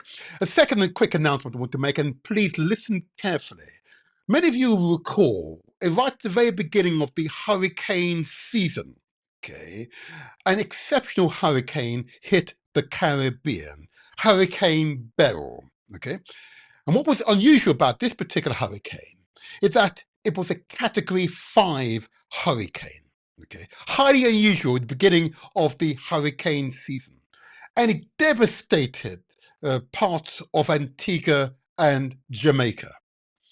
And believe it or not, even till today, despite the best efforts of the government of Jamaica in particular, okay, there are still people whose houses and lives are devastated, okay, and are living in hovels at the moment. Schools were partially destroyed, yeah, and children are living are being taught in unsatisfactory conditions, okay.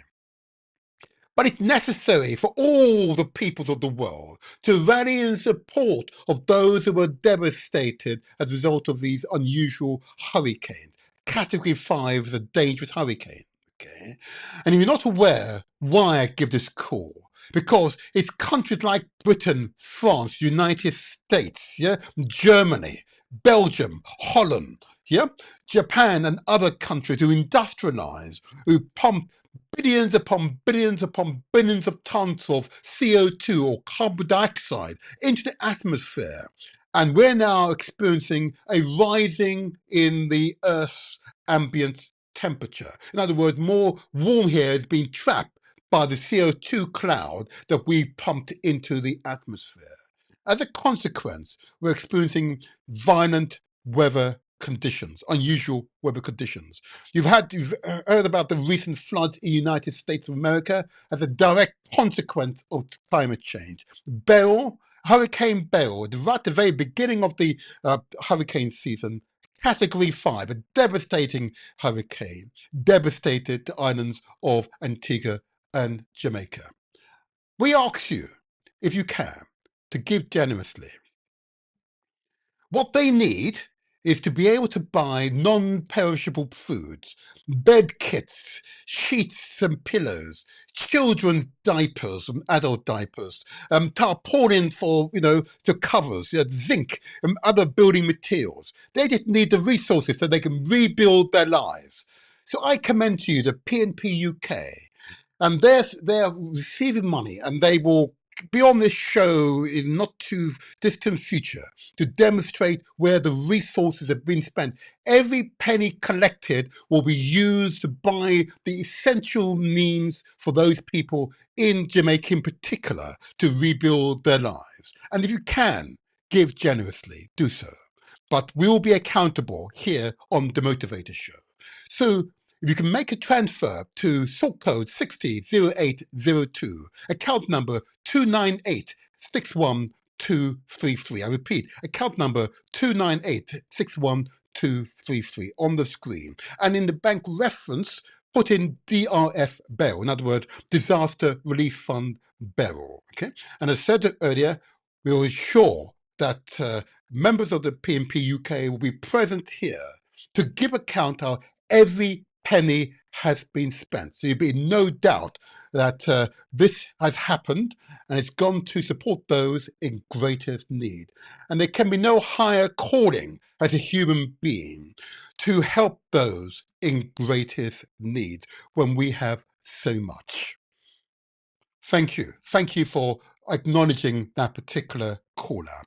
And my last announcement, if I just put this up on the screen. As you know, many of you will be aware that I entered public life in supporting children in particular. Okay, I believe it's important. They are important. We elders must ensure the next generation have an improved circumstance and improved upon the circumstances we encountered. And you've heard Zach earlier on, his mission within the army to improve the situation there so that those who follow will have an improved experience. One such organisation is Elevated Minds CIC, led by the remarkable Doreen Sinclair McCollum. She was here on the Motivator Show. She's the CEO and founder. And if you have a young person who could benefit from their professional guidance, advice and guidance, please reach out to Elevated Minds. Okay. And their email address is info@elevatedmindscoaching.com. Minds with an S at the end, coaching.com. elevatedmindscoaching.com, or you can contact them on 0208 079 0703. Okay, but if you are a local authority or other institution and you're seeking out a professional entity has got a proven track record, I commend to you Elevated Minds CIC, an outstanding organization whose evidence of success is abound. I commend them to you, and I don't commend organizations lightly. Okay, there you are. And lastly, before I go into the intro video, which you must watch because it adds additional substance to the interview, I just want to say this to you all. Okay.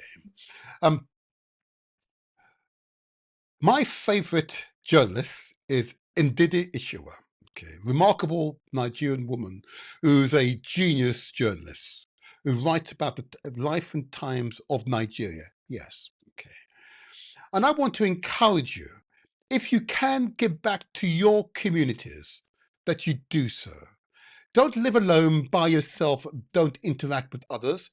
I want to urge you to get involved. If you've got some spare time, get involved with your local communities, okay? Get involved with your local communities. But obviously, it is essential though, in getting involved, you take care of yourself at the same time, okay? You take care of yourself at the same time. But getting involved, being a part of your community is an essential part of who you are as a human being. I urge you to give back to your community, and I'm sure you're rewarded many times over, many times over.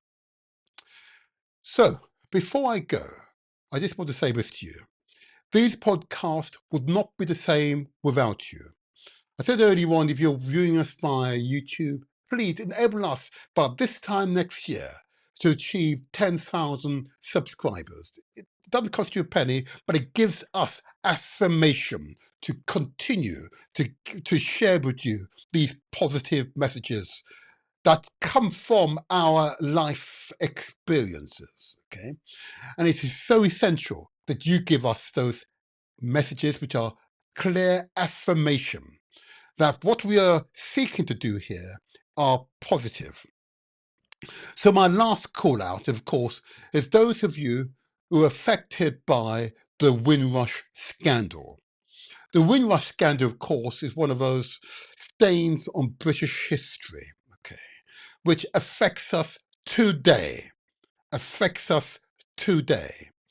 It's important, those of you who are affected by the Windrush scandal, do not suffer in silence. I'm going to put up on the screen.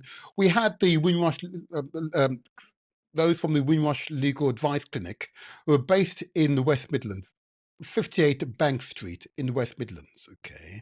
You can contact them by email, and the email address is info@windrushlegaladviceclinic.com, okay?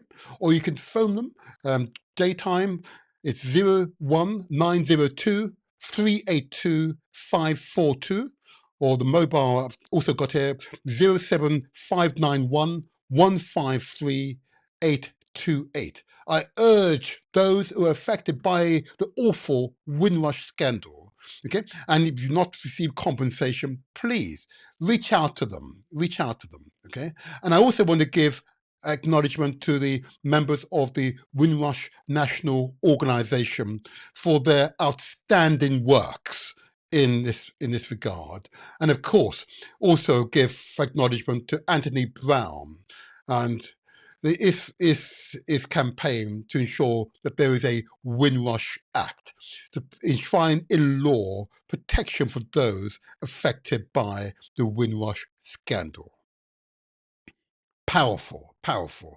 They are all the similar character to Zach Robinson, who we had the privilege to interview this morning. Okay. But until the next strong, I am and remain the motivator, where we translate words into action, because success is ours for the taking. And if in doubt, I say to you, just continue to replay the recordings of these podcasts. And I'm assuring you, you will feel and you will be inspired. And if that doesn't inspire you, nothing will, like I'm telling you. But these podcasts are intended to inspire you, to motivate you, so that you take control of your life. You make the necessary changes in your life so you can feel and live a completely wholesome life, okay? Completely wholesome life. So watch this video, closing video. Do not shy away. Watch closely and listen. There you go. The Motivator Show. The internet's most inspirational podcast. Every Saturday morning from 8 to 10 a.m. British West India Regiment Heritage Trust. Honour and respect. It is up to us to keep their stories alive. British West India Regiment Heritage Trust. Honour and respect. Remembrance Weekend, November 2023. Remembrance Sunday is a national opportunity to remember the service and sacrifice of all those that have defended our freedoms and protected our way of life. The day and events surrounding it remembers the armed forces and their families from Britain and the Commonwealth and acknowledges the vital role played by the emergency services and those who have lost their lives because of conflict or terrorism. Last year, the British West India Regiment Heritage Trust representatives attended the Greater London Authority's Remembrance Service at City Hall and marched alongside other veterans in the Remembrance Parade at the Cenotaph. British West India Regiment Heritage Trust. Honour and respect. Remembrance Weekend, November 2024. In 1980, the West Indian contingents were permitted to march together regardless of their regiment. They will march alongside other veterans in the Remembrance Parade at the Cenotaph this year. British West India Regiment Heritage Trust. Honour and respect. Our core mission is to remember, honour and commemorate the contribution and sacrifices of the West India Regiment and their modern-day descendants.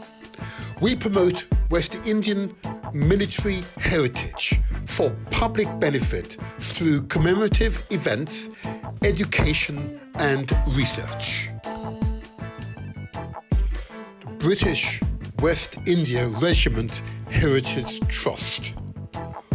Honour and respect. Increasing the number and visibility of black veterans in United Kingdom military commemorative events to highlight the continuous service and sacrifices made by people of Caribbean and West Indian heritage in support of British interest around the globe. The British West India Regiment Heritage Trust. Honour and respect. Curating flag-bearing and wreath-laying ceremonies, where West Indians are buried in Commonwealth War Graves Commission sites and other cemeteries around the world. These graves stand as a permanent and emblematic reminder of the 15,600 West Indians who travelled from the West Indies to fight for freedom in the world wars, many of whom did not return.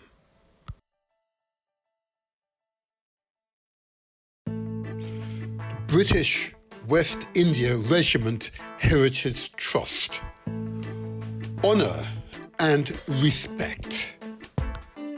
Encouraging and supporting serving personnel and veterans of West Indian heritage to continue the tradition of attending military commemorative events established by our World War II veterans. British West India Regiment Heritage Trust. Honour and respect.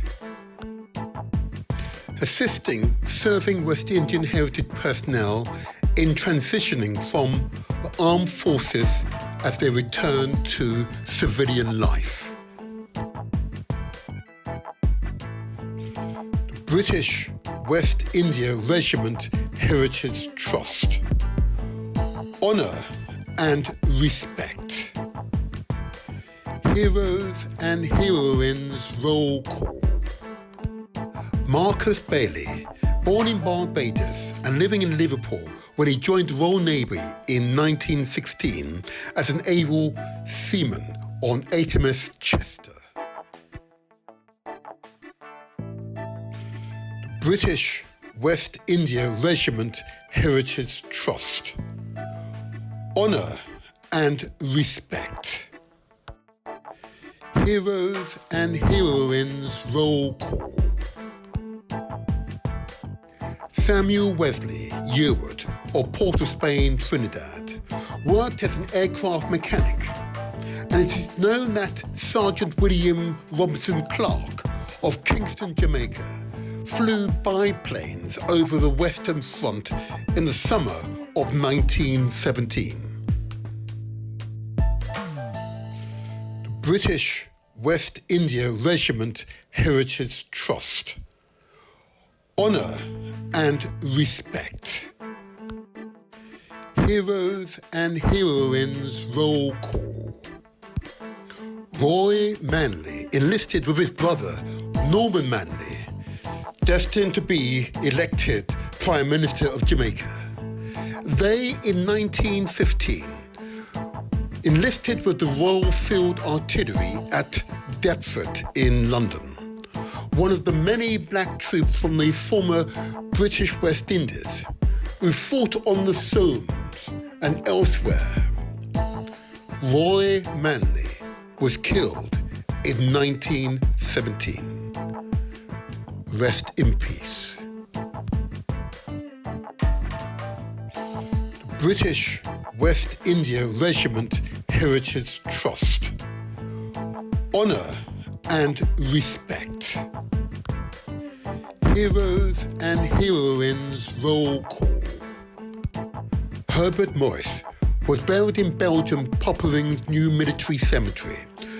Almost 90 years later, on the 8th of November 2006, he was pardoned along with 300 other soldiers who were executed for desertion and other offences during the First World War.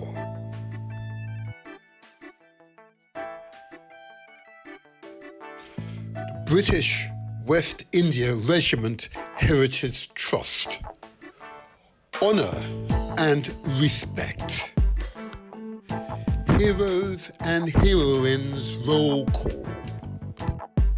Sam Manning was born in about 1898 in Trinidad. He worked as a chauffeur and jockey in Trinidad and British Guyana before travelling to London and enlisting in the Middlesex Regiment during World War I. He then served in the British West India Regiment in France and the Middle East. The British West India Regiment Heritage Trust. Honour and respect. Reclaim the narrative. Join the British West India Regiment Heritage Trust. Website address www.bwirht.org.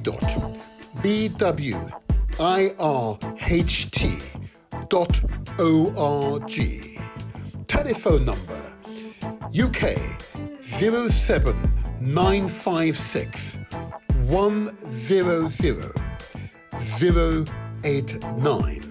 Email address info@bwirht.org. You are most welcome. The Motivator Show.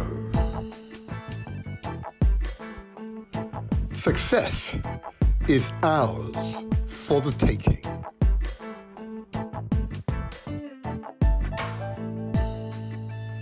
Subscribe to our YouTube channel. It's free. Press the like button and don't forget to leave a comment.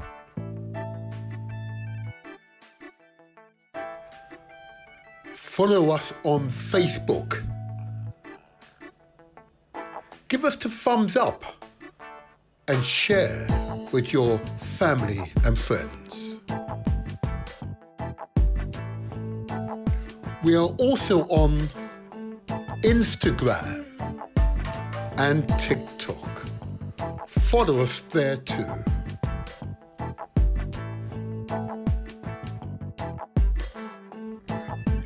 Mixcloud too.